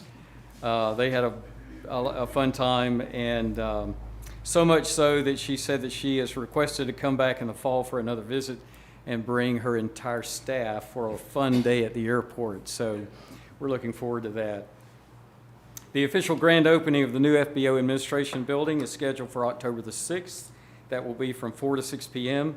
Invitations went out Saturday, so you should be receiving those, and we look forward to that special day. Our new airport sign was installed about a week ago. We still have some landscaping details to complete, but it certainly improves our look from State Road 100, and we want to say a special thanks to Signs of Summer for their excellent work. I saw that. It's really pretty. Our next airport project involves some taxi lanes that will be funded by the FAA and FDOT as a split grant, so that will be a project that's upcoming. The design work will be starting shortly and actual construction next year. Our FDOT annual airport inspection was today. I'm happy to report that we passed with flying colors, no pun intended. Congratulations. But thanks to Ms. Hitt and her staff for all that they do. That's a very extensive inspection that's done every year by FDOT, and we have always received excellent comments and passing of all of the requirements that they require of us. So special thanks to our staff for that. One thing that was not included on the As the Propeller Turns report that you received was I wanted to mention that our annual Air Ops event, which is scheduled for October the 1st through the 3rd, we have 5 participants this year and 5 volunteers. Our board member, Chad Richard, who's here tonight, Mr. Richard has coordinated this event for the last 7 years. and we do a fall hunt with these veterans as well as a spring gobbler hunt. And I just want to say a special thanks to Mr. Richard for the great work that he does and those volunteers that come in. It makes a special time for those guys that get to come in and hunt and enjoy that activity. So if you would like to support that, we will be accepting donations to help pay for food and other expenses that we do incur for those events. And you can give those to Maria Hitt, and she'll be glad to get those to Mr. Richard. That's all I have. Any questions? No, just a comment. Thank you for using a local vendor for the sign. It's nice that you let Summer build that for you. It's really pretty. They did a good job. Yeah. Any other comments? No? Seeing none? Have a wonderful month. We'll see you next month. Thank you. Planning and zoning, Ms. Rakowski? We are still in conversations with the developer for the 37 acres, and then once we receive that plan, we'll be scheduling planning and zoning meeting. Any word from the other developer? We are going back and forth with a couple, just answering some one-off questions. Okay. Vice Mayor Hart, anything with Heritage Commission? I'm glad you mentioned Signs of Summer because the Heritage Commission is currently working with the Signs of Summer to revitalize and have new decorative plaques. We've had a program since 2008 where historic homes and other businesses in the city have been recognized for their architectural quality, and we've had small ceremonies and put plaques. We had one on the pavilion. There's been several homes. So that's in the works. Also, there are 2 plaque applications in the pipeline, and they are currently planning a Christmas house walk. Very nice. That'll fit nicely with Mr. Ludwig's video of the historic walk. Okay, well, I know you said you didn't need one, but I do, so I'm going to call about a 5-minute recess, and that'll give people who really don't want to stay for the rest of the meeting a chance to exit stage left. And so we'll adjourn, and we'll be back at 7:26.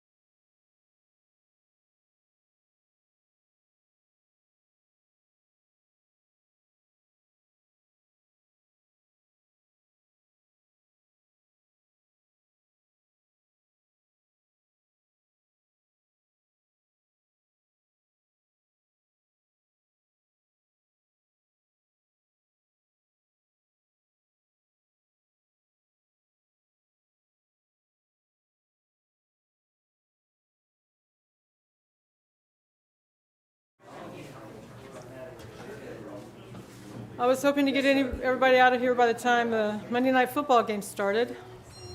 That was the goal and the intention.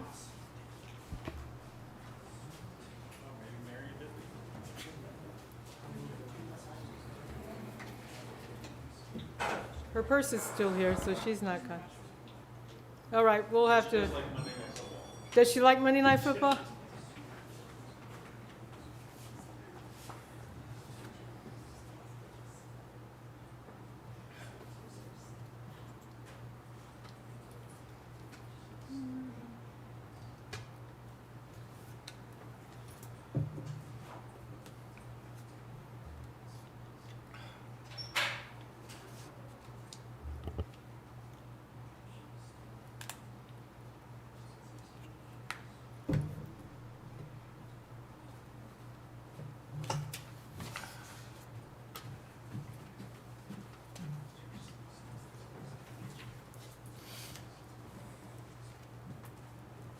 Ready?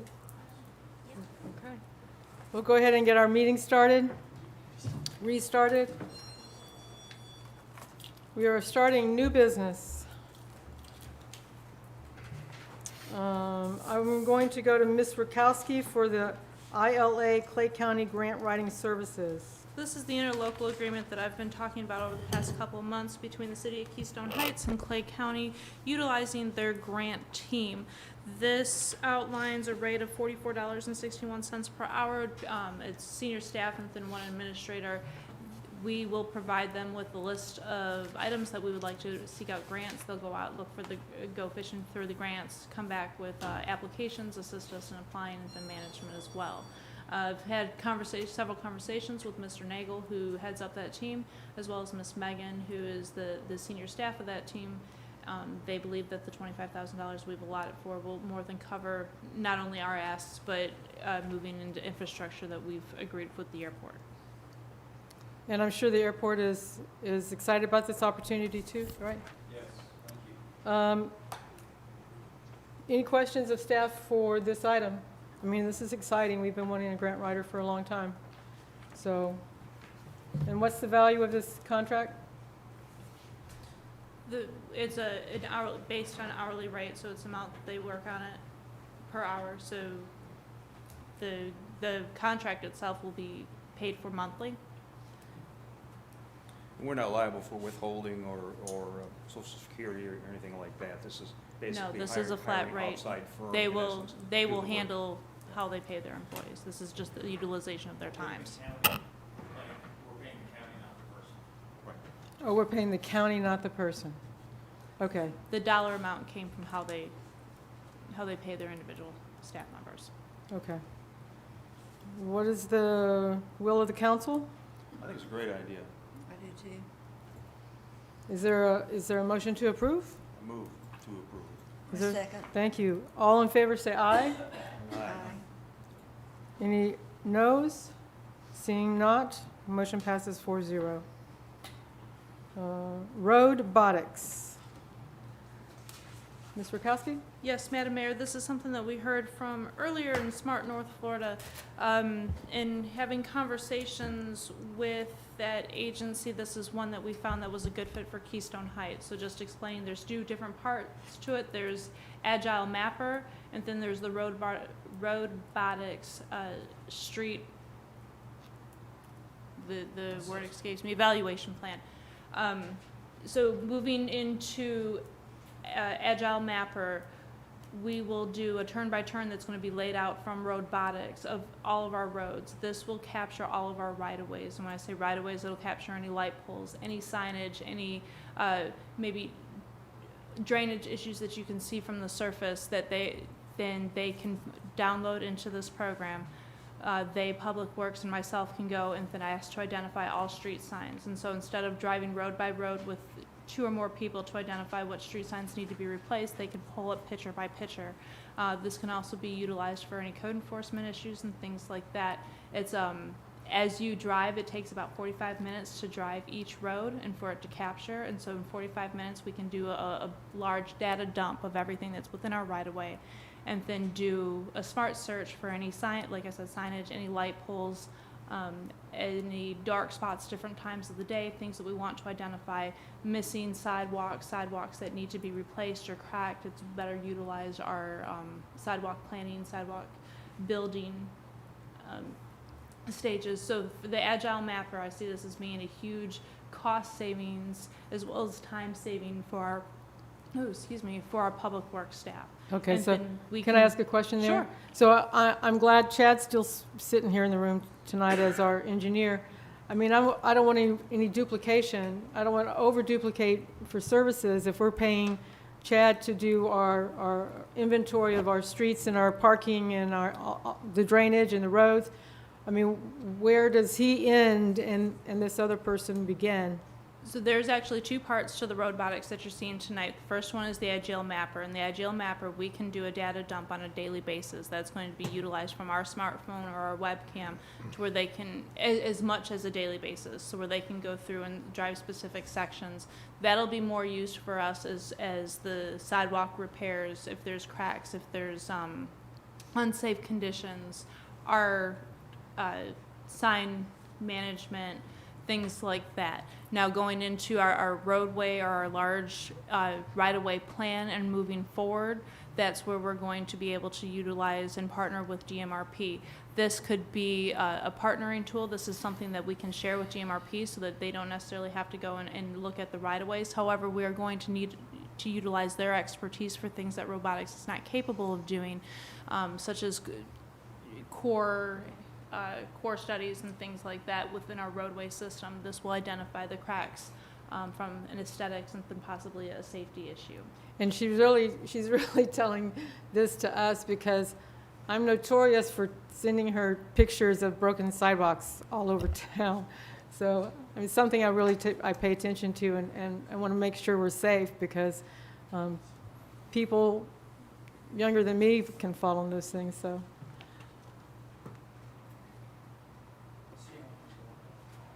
Yes, so I apologize, for the Agile Mapper, once we get the $5,000, that's us to utilize and we can data dump that.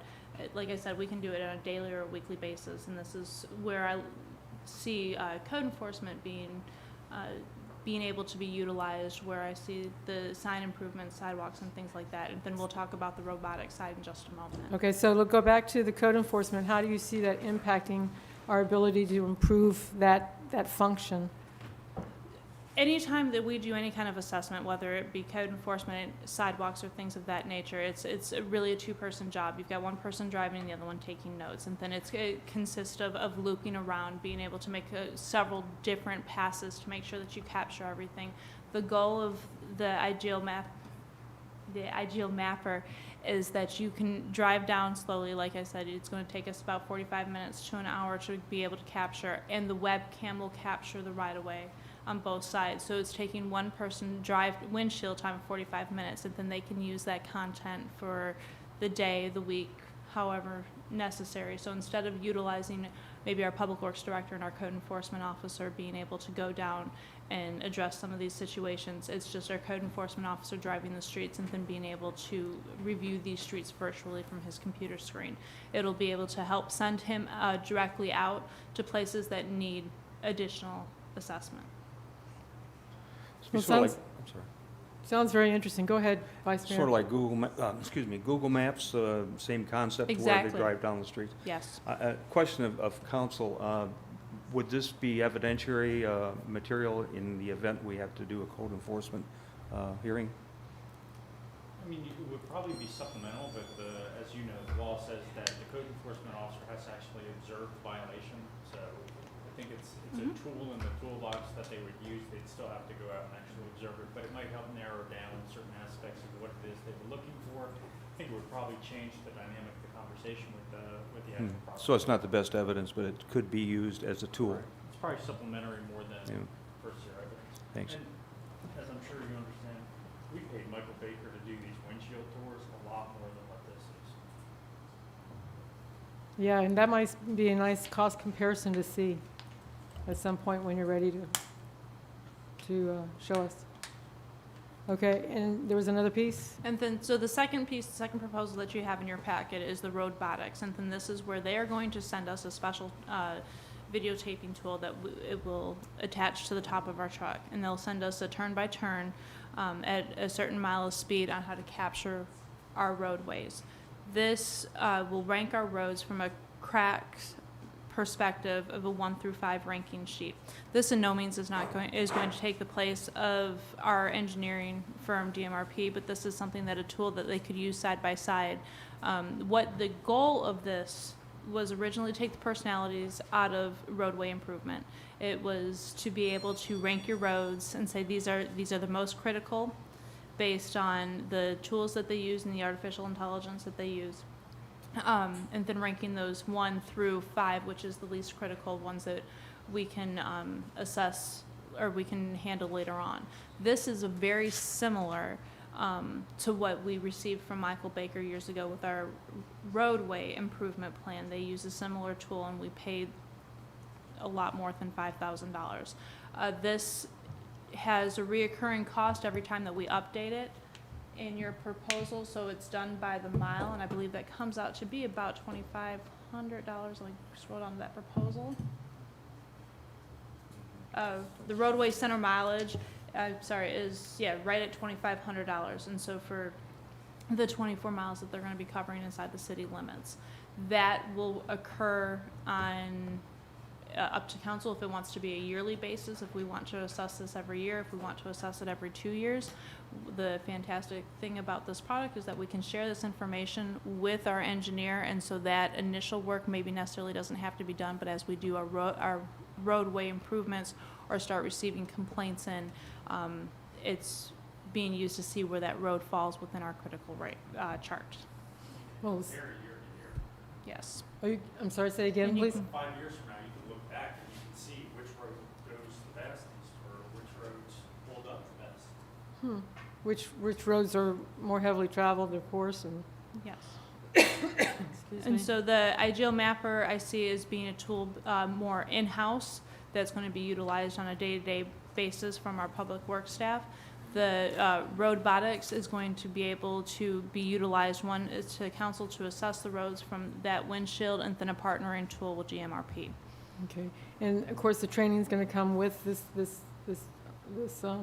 Yes. And so we're gonna be able to operate, we're not hiring out, we're not, No, it's our information, and so we will data dump it into a web-based platform. It'll collect all of that for us. We'll be able to log in from anywhere. They can pull it up right there on the side of the road as long as they've got their jetpack. To see any kind of comparisons, as Mr. Commando was talking about, it's pretty easy. I've had the privilege of kind of going in and digging in at a very entry level just to see how this works and make sure it's something that staff can utilize on a day-to-day basis. so what do you need from us this evening? A motion to approve if you so choose. Just a question, would this information be in the cloud, or are we actually going to be able to download it, put it on a hard drive in-house? Both.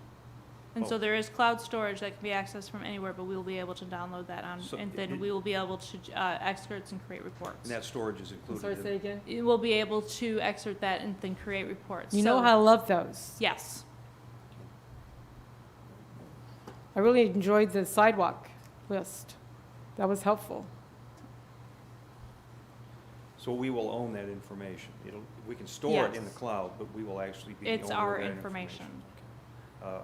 I think it's a great idea. I move that we Well, and approve like, both. you know, as I've said, I love this small city being on the leading edge of technology, of things that streamline processes and functions. And if you feel that's going to do that for us through the software, I know we had talked one time about TextMyGov. Well, every time I walk now, I use TextMyGov, and all you do is activate it by saying hello, and then you report what you find is broken or wrong inside city limits, and I think it's really useful. And it's been a good use of money, I think.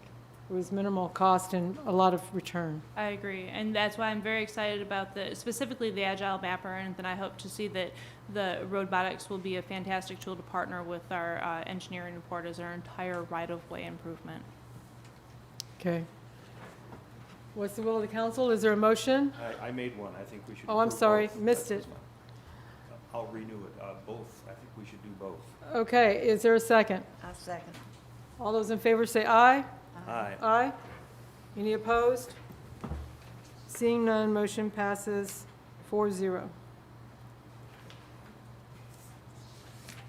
And we're just going to briefly touch on the Keystone Cemetery. Mr. Brown had put this on the agenda, and since he's not here, I think Ms. Rakowski is just going to give us a brief update. So in your packets tonight, you do have a price comparison of both in-ground lots as well as niches, and then we found that a lot of individual places, or a lot of cemeteries, do not have ossuaries as we do within our columbarium, but they do have scatter gardens. And so we just did a price comparison. Councilman Tony Brown has been working with staff to come up with rules and regulations for our niches as to where he knows and works very closely in that business. Mr. Commando has those to review, and so once we get that back we'll move forward with council. And I just wanted to bring this as an FYI tonight, and we'll discuss it at a later date while he's able to explain. Thank you. To go back one item, and this was not related, I wanted to ask you, how did Treast and Donald get paved? The county. Did you know that they were coming Clay into? County, I knew a couple days beforehand, and the conversation went, we're gonna send a crew out there within the next for the next little while to pave these roads, and I would like to go ahead and pave yours for aesthetic reasons. Is that okay? Sure. And then I said, well, let me know if there's anything that you need or when the road crew's going to be out. And then I got a phone call that said, hey, did you know that these roads are paved? Was not aware that they came into the city, but fantastic. So the county, that was a gift from the county. Yay. Now we only have Connie D. Yes. And so we can, with Robotics and then with our engineering report, we'll be able to put that in our list of what needs to be taken care of there. All right. One more to go. Is someone here from Waste Management? No, he could not make it tonight. He's actually in Atlanta. But I can cover this if you'd like. Our contract with Waste Management, Advanced Disposal, which formerly was Green something or another back in 2009, expires the end of this month. Waste Management, wanted to make sure that I had the right company.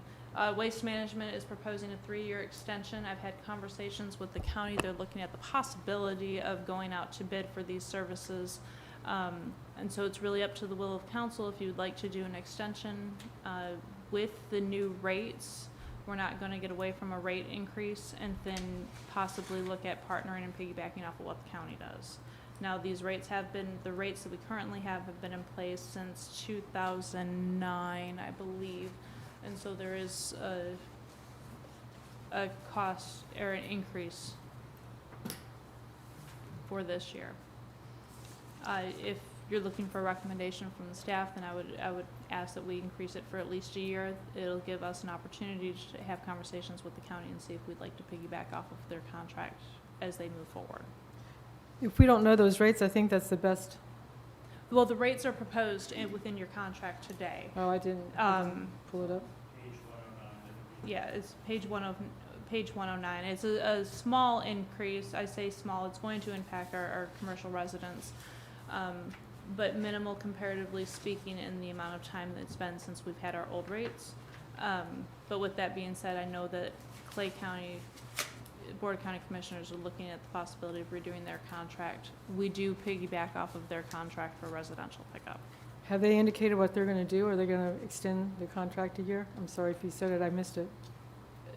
Their contract is up, I believe, in the next year, and so they're going through this year as to go out to bid. Okay, so. This will give us that timeline to see how they move So the forward. recommendation from staff would be then to at least extend the waste management contract 1 year. Yes. Do you have any questions?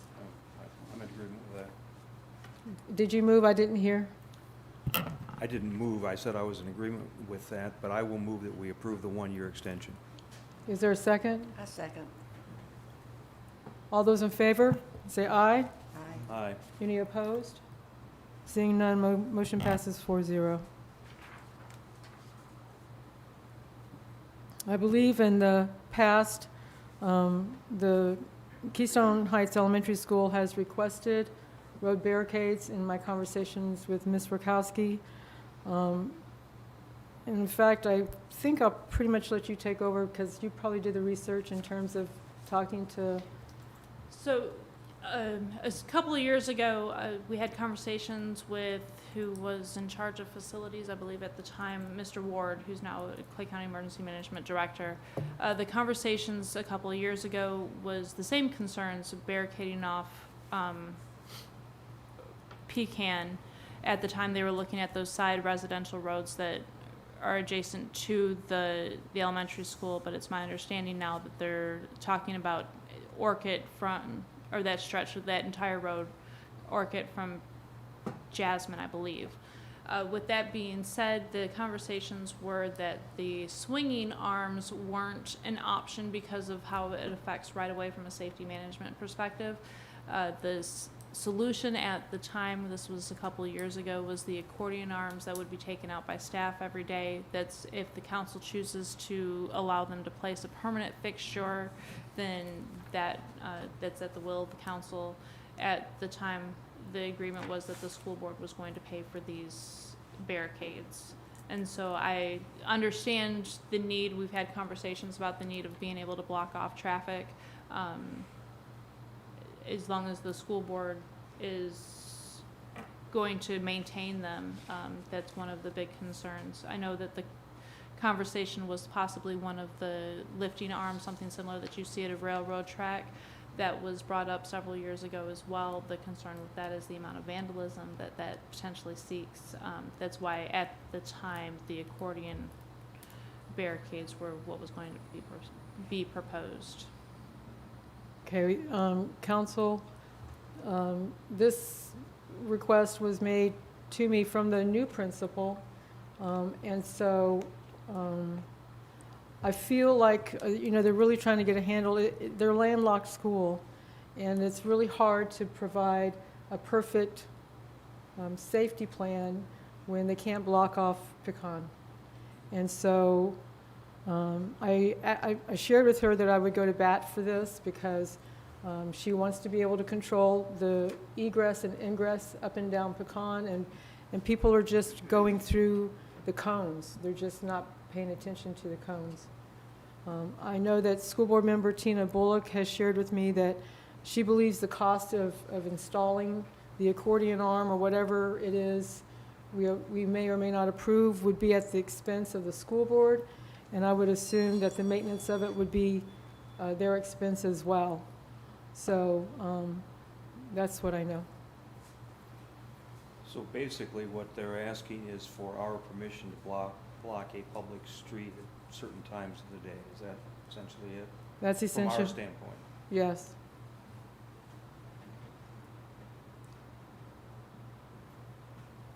I guess I wouldn't have a problem with that as long as the school's going to pay for it. 'Cause it benefits them. Well, it benefits everyone, but I think it benefits them more than it actually benefits the public in general. So if the school's going to pay for it, I wouldn't have any strong objection, as long as the deal was solidified and we knew who was going to do what, who was going to pay for what. And Mr. Commando, you would probably make sure that that agreement was in place between the school board and the city? Would you need something legally in terms of, because if we don't do it, and now we've been asked, and what happens if something happens down the road, and we knew that there might be a public safety issue, but we elected not to take any action on it? I mean, I kind of think we're in a no-win position if we... This has been going on for a long time, the school, the kids walking on the streets, and it's unsafe. I mean, this has come up, 2 years ago, probably. And I don't know what they can do about it. Well, what they're asking for is for us to allow them to put a stronger barrier across Pecan so that you can't get around a cone or move a cone in order to get through. And that's their, their bus pickup and drop off. So, Mr. Brown, any thoughts? Just as long as they're not blocking it off, like creating a one-way street that, is everything? It would be everything blocked off from the side road cut in where they have a driveway there now where they have a swing arm that does open up, and then to the intersection of Pecan and Orchid. So their bus loop would be marked off, And so essentially. we have an ordinance in place that allows them to block traffic off for the purposes of their bus loop already. I believe what they're just asking for is a stronger barricade, and so it would really be up to the council to want to allow that to happen. And then two, if it's going to be a permanent fixture that's installed within our right of way, if it's something that they're going to be removing on a daily basis. I believe it's the intent of the school district to have a permanent structure so that they don't have the staff to remove it on Yes. a daily basis. Correct. With that being said, the conversation several years ago with the district was to, the best course of action would be to have an accordion-style barricade that can compress into something small, one for vandalism purposes, and then two, aesthetics, and then three, right-of-way, blocking additional right-of-way that we didn't attend to as that arm swings. But you're blocking it on the right side of the school, you're not We, creating, we already have an ordinance in place that blocks off that street during those times. And so it would be up to a member of the school to come out and, another way out, in and out of those areas? yes. Okay, what is the will of the council? I would also suggest just if at some point in the future, the council decides that's not a good idea, that it's the school's responsibility to remove whatever they put. I'm sorry, say the last part again, please, Mr. Commando. If you have a public outcry, or if there's a safety issue that comes to the council's attention a year from now, 2 years from now, whenever, and you as a council decide that it should come down, it should be the school's responsibility to take it down, not just. Yes, agreed. And that we can withdraw our permission to block off the street, in That's essence. part of what I'm. Yeah.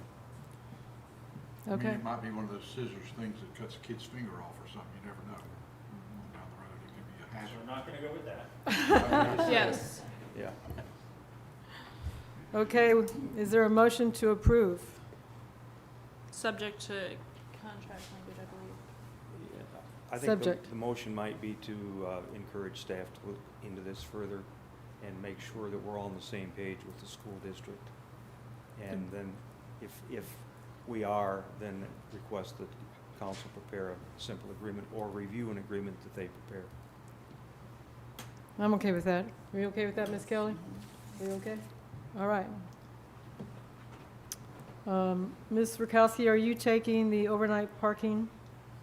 Yes, Madam Mayor, if I may. So I wanted to make council aware that I've received some phone calls regarding the beach parking as they see that the mail truck has been parked there.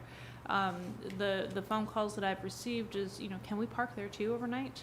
And so it's starting to collect attention as we have RVers or somebody who's bringing equipment in that they would like to park overnight. We currently do not have an ordinance. Now, some past content of the mail truck was, for lack of a better term, a gentleman's agreement between Mr. Suggs and whomever made the request years ago of that they could park their truck there overnight. And the conversation, it was a telephone conversation that went absolutely until it becomes a problem. And then, so with that being said, we are attracting a little bit more attention. Mr. Cornegay stated, and it's been brought up a couple of times with Food Truck Fridays, that having the mail truck there is very difficult to see, as we have, and not just the mail truck, but anything that would be overnight parking or of that large parking within our beach. As we do move forward with some events, being able to have the visibility of our beach, I think is very important. And I really just wanted to bring this to the attention of council that we have received some requests of additional overnight parkers. Well, I've talked to these folks because they found me. And they're having a really, really hard time finding another public or another space. They've even offered to pay local businesses for the ability to park. And so if it is the will of the council to do away with that, I would ask that we at least give this individual an opportunity to park someplace else where maybe it's not more intrusive. Maybe someplace out at Public Works would work better, where he could park out there. He just doesn't. There's no parking lot in or around the city limits that has a parking lot big enough where he can turn around. That's his complaint. So with that being said, it would be up to council. We do not, all of our grounds are locked outside of our beach parking lot or our tennis courts. So that creates other things with our equipment that's back there. And like I said, I just wanted to bring visibility because we are receiving some phone calls of additional parkers there. Right. I can understand that. I mean, I get where you're going. I just know that, you know, it's a difficult thing for this particular, and they have other trucks, they park lots of other places. They're in Gainesville, there are lots of other places. But in the city of Keystone Heights, where this person actually lives, there's no parking. And I don't know if they probably, in this kind of a side note, but what about the Hitchcock's Plaza back there? We have, they have cameras and we have cameras as well. That might be a possibility. Yeah. Assuming that we want to restrict overnight parking, I would assume, council, that we would have to have an ordinance of some type, That's correct. not just police power. The process of having an ordinance would take a couple of months, and that would give this person an opportunity to seek other places to park, would address your issue, I think. I would encourage that we do restrict overnight parking, especially with all the things that are going to be going on at the beach. We don't need any extraneous parking other than people that are attending an event. And I would ask, just for some purposes, we have found that there's been some overnight parkers within the nature park as well. Some vehicles that have gone there. So if it's the will of council to include all city parking lots, public parking areas for some of these, like I said, it makes for an interesting situation if there's a car that's parked there at the natural park that's covered by trees at 6 o'clock or 7 o'clock in the morning when they come in. Yeah. To do their checks. We're starting to attract a little bit of attention there. Yeah. Okay. Well, I'd like to see an ordinance to that effect. And I'll look through my email and see if I can find this person's phone number and reestablish some contact. Vandalism, this is Vice Mayor Hart. Vandalism by minors holding parents responsible. And this is something I wanted to just simply bring to the attention of council, and perhaps we can fashion some sort of a policy for enforcement. Interesting in the law that the parents of minors that do commit vandalism are liable for the fine. We can't do anything about that. That's the criminal side, that's the sheriff's department, that's the state's attorney. But as we mentioned before, there also is civil liability where the parents can be liable for the damages.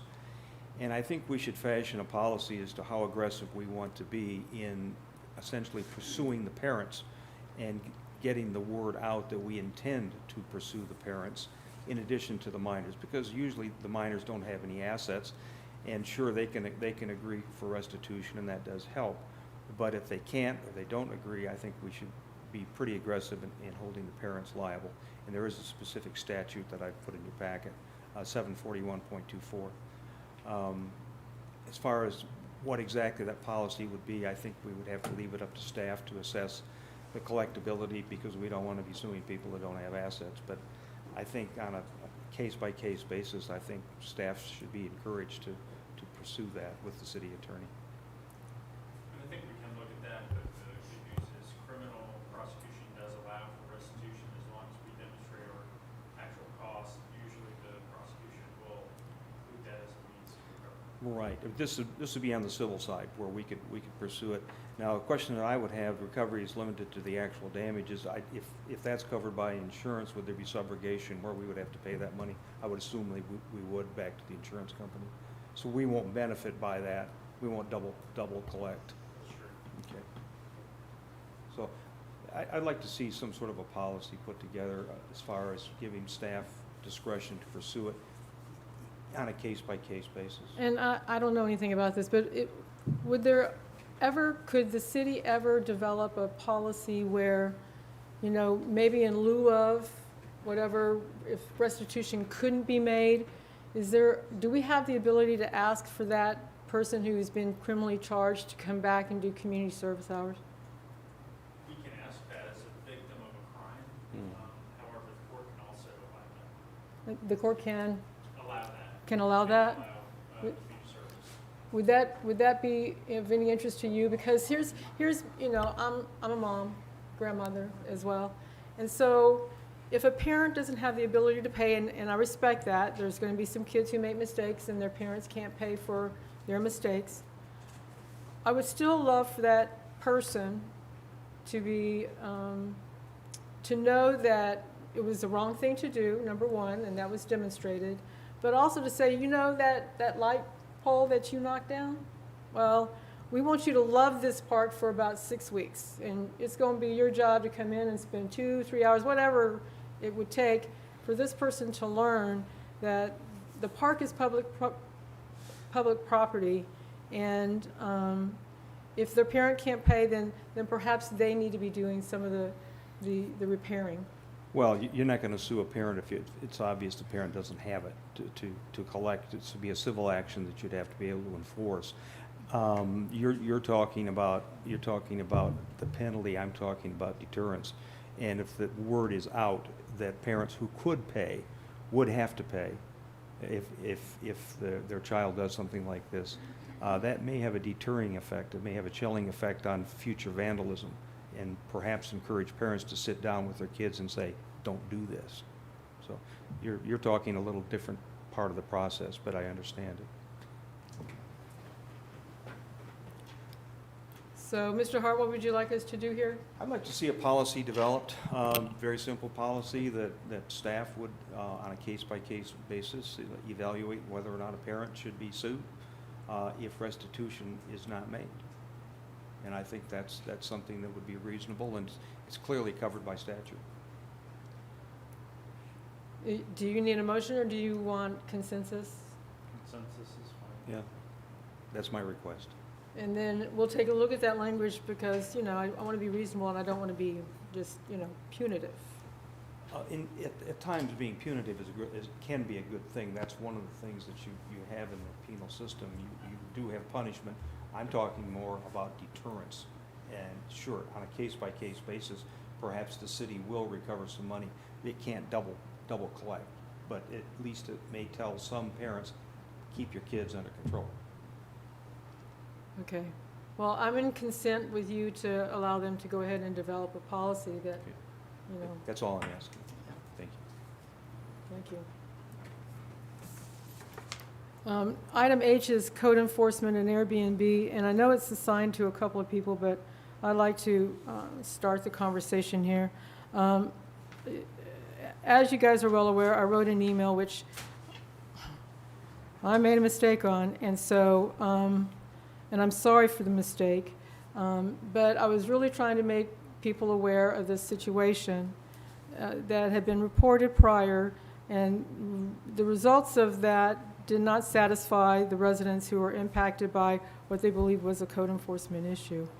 And so I did follow up with Mr. Commando. We've talked over the email, we've talked over the statute, which that I presented to the residents involved in that situation, and they were okay with the statute. I mean, that's what they wanted, was to see something in writing which told them the city had done all it could do, and couldn't do anything at all. And so, coming full circle, that's what that was about. And I know this item is on the list as a result of my mistake.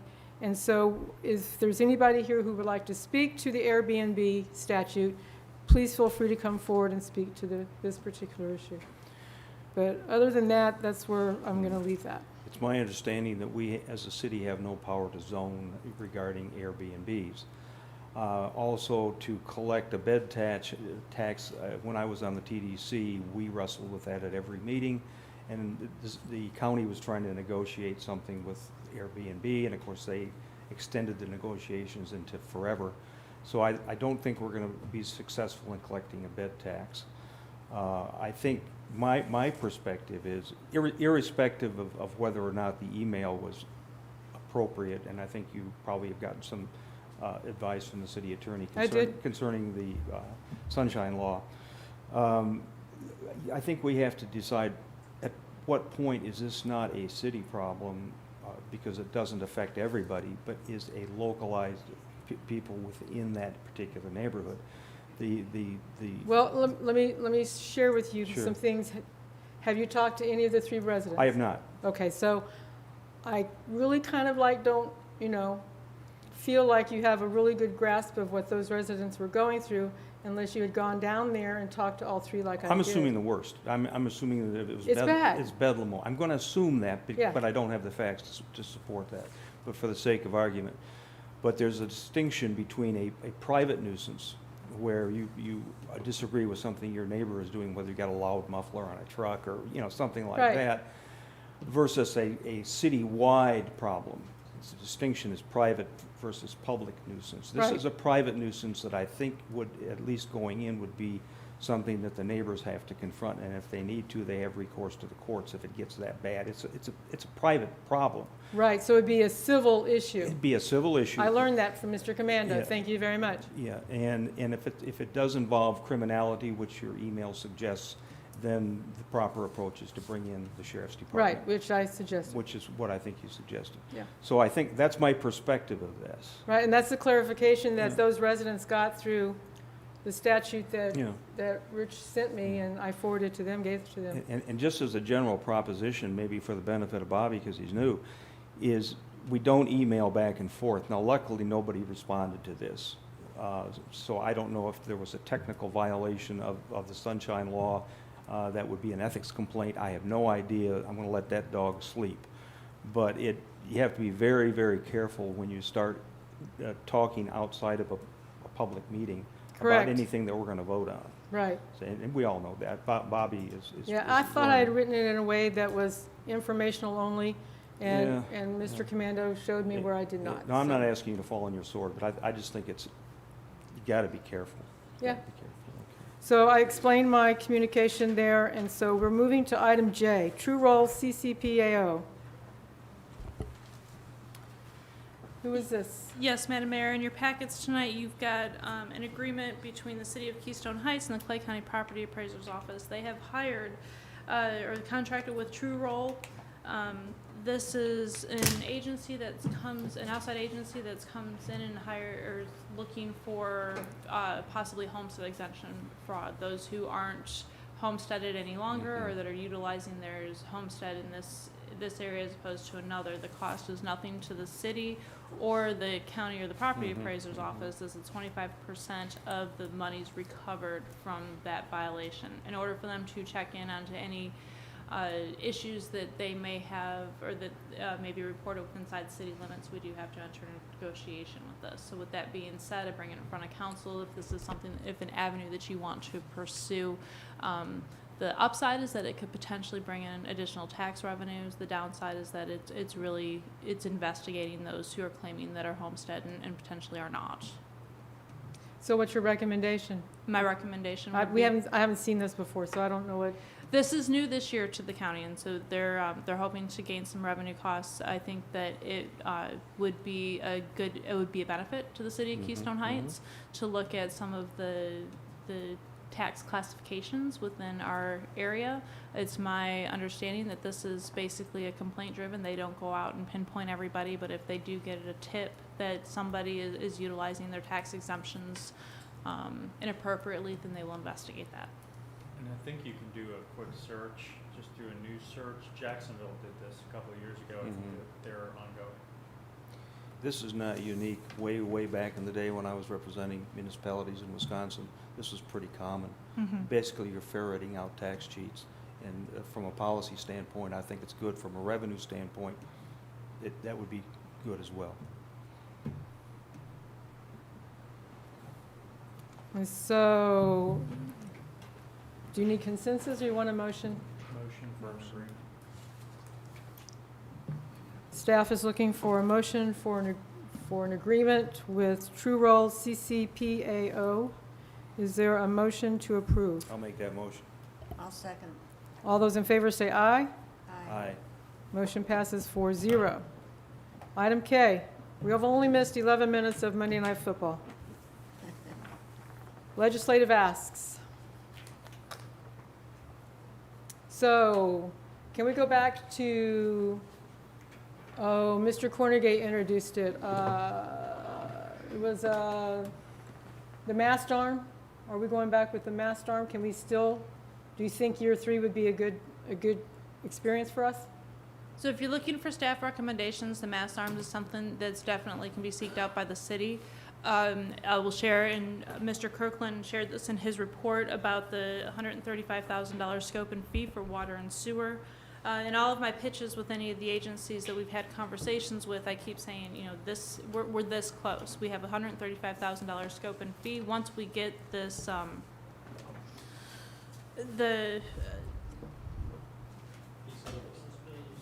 oh my goodness, once we get the feasibility, it's getting late. Once we get the feasibility study conducted for the $135,000, then that price tag for water sewer, that's where this is going to come from. And we're looking at anywhere probably between $20 and $30 million.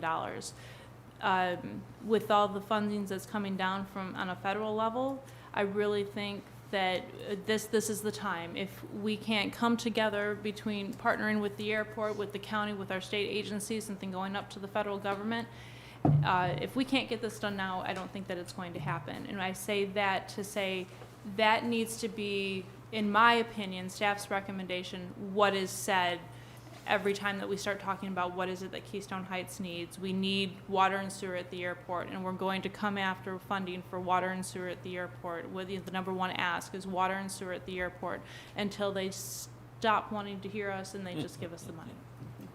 So, Squeaky wheel disagrees. so that's staff's recommendation as far as the So two legislative asks then. And then we can go ahead and put in 2 asks. Now, we can continue on with our asks all day long. What I think that it's very important for the city is to, one, prioritize and make sure that anytime that we say the words, that we're looking for water and sewer at the airport. That way it's something that's recognized through all agencies. Gotcha. Okay, those are the 2 asks. Item J, I actually didn't place this on. I know we talked about it several months ago. Ms. Rakowski reached her July 1-year anniversary. And when we talked about it, you indicated that you thought you might have a different evaluation tool you would want us to use. Have you?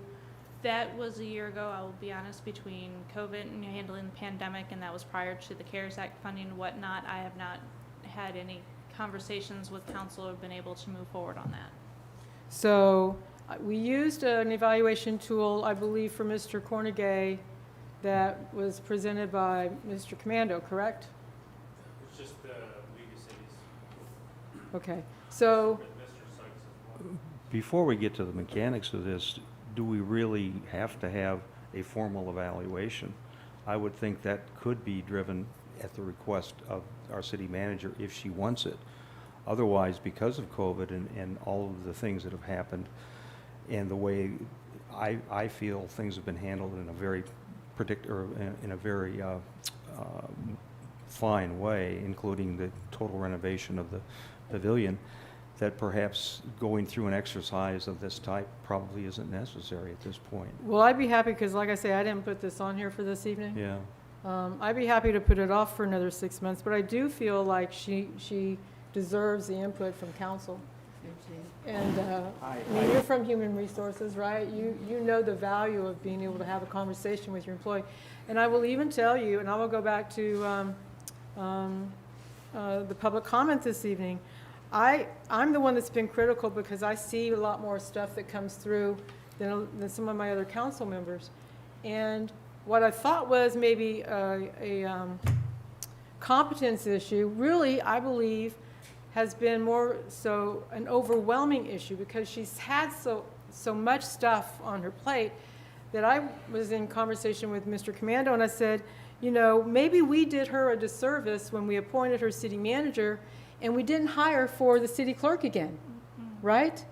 So that we had 2 employees, and one, when she's not there, could really take over running City Hall. And so I was going to see tonight, it was my impetus to see if that would be something that council, because it's a charter position, all we would have to do is say, yeah, let's go hire a city clerk, and that would give her the beef that she needs to run her office so that when she needs to go away, there's still somebody here that reports to council that would be responsible to us. And I thought that was I good. don't agree with that. So you don't think having another charter position is good for council to have? She's doing what she needs Yeah, the So, job's getting done. If I may Yeah. weigh in on that, please, Madam Mayor. I do understand the need for additional staff, and we're trying to accomplish that. I think that Ms. Gibbs, being an office manager here, is going to be a fantastic asset. One that I'm very, very pleased that she was able to, or that she accepted the offer. When I And saw we're all pleased too. This is before Shelley, okay? This is thoughts before Shelley. But with that being said, I've kind of battled with this, and between the late night texts and the emails, I don't urge council to bring somebody else who's subjective to council at the moment.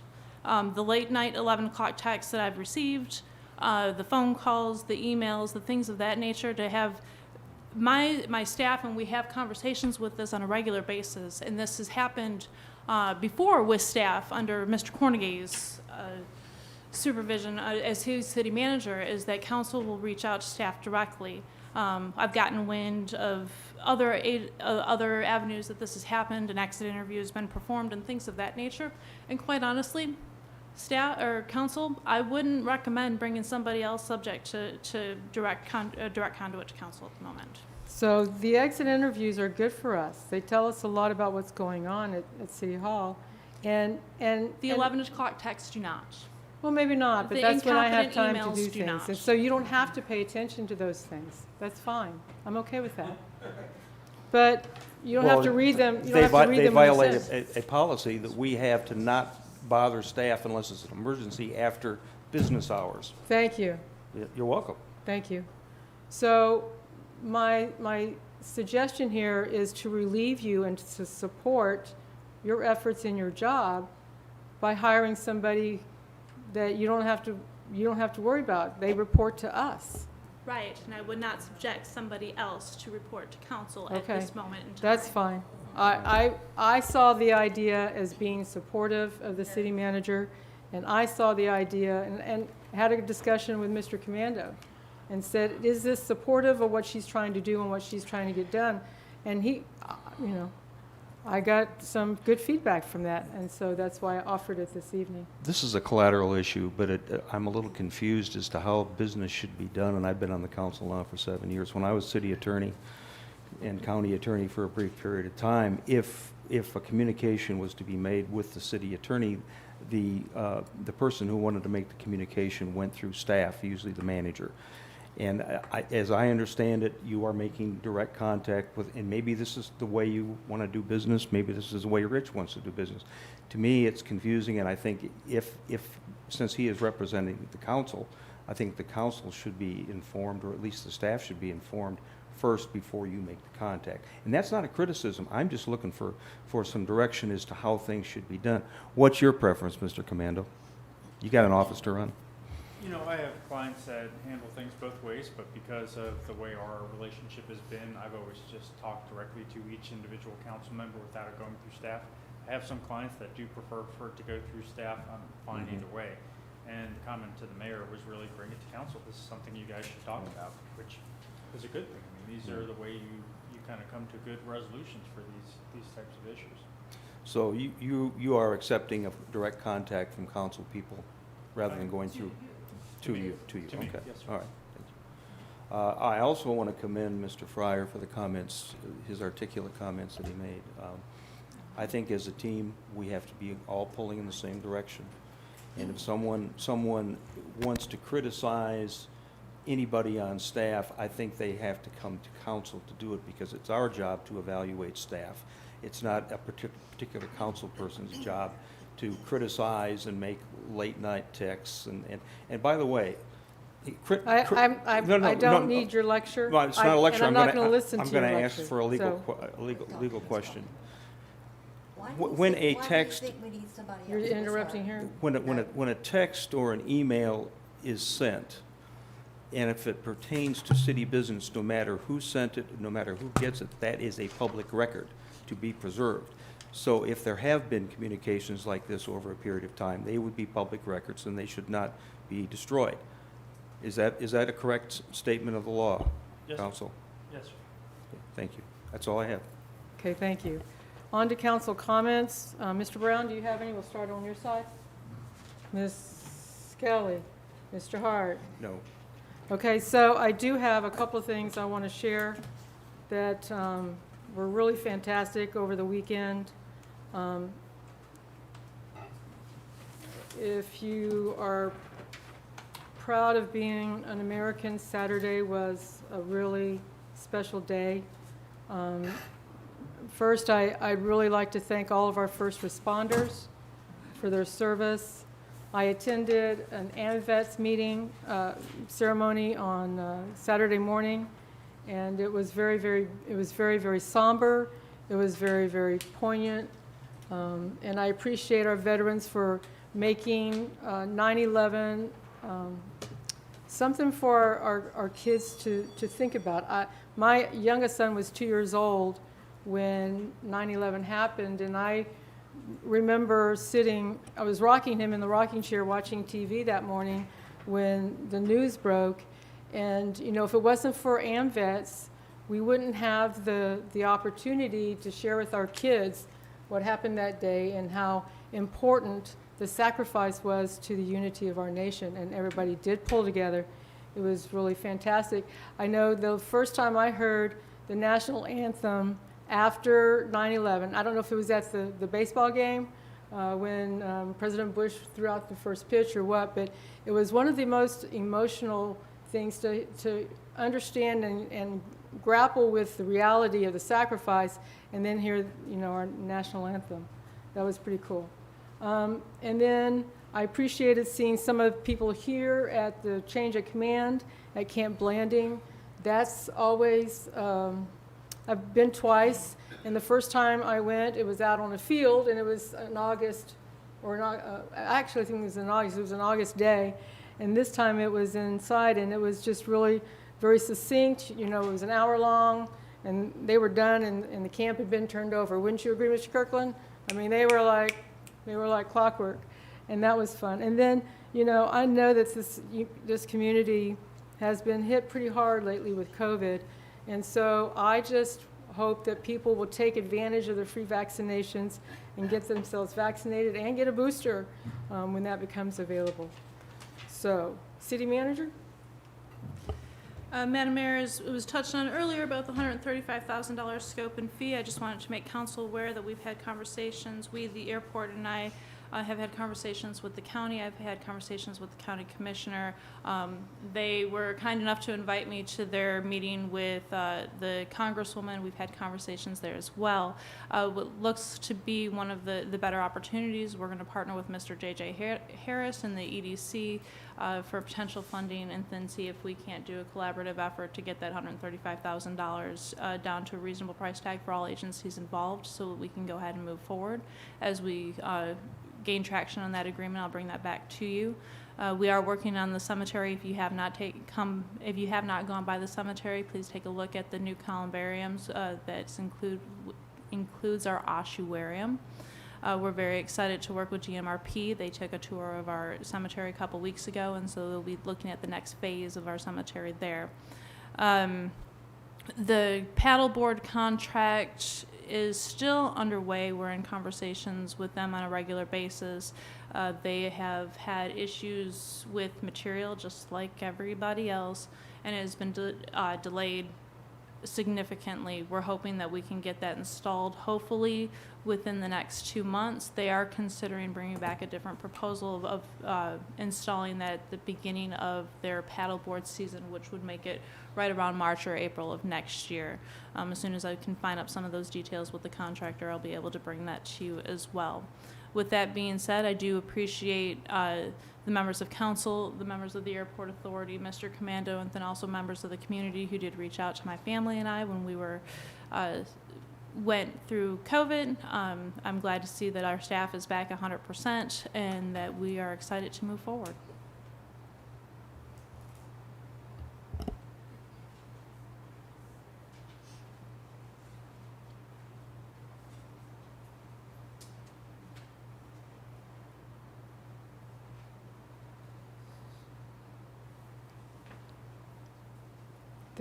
Was there any update? Did you need to give us any update on the American Rescue Plan in terms of what we can do with that money? We will look at, in the September 27th meeting, to schedule moving forward a workshop, getting together the council's ideas and plans. We have received our first payment, and we'll look at what we can do with that in the next fiscal year. But that really is going to take a special meeting of the council to have those conversations. And so Okay. as we close out this budget season, we'll move into that conversation. Okay, I just want to make sure. All right. Is there anything else before the good of the order? City Attorney have a report? Oh, yes, I'm sorry. No report. Oh, there you go. All right, anything else before the good of the order? All right, meeting's adjourned.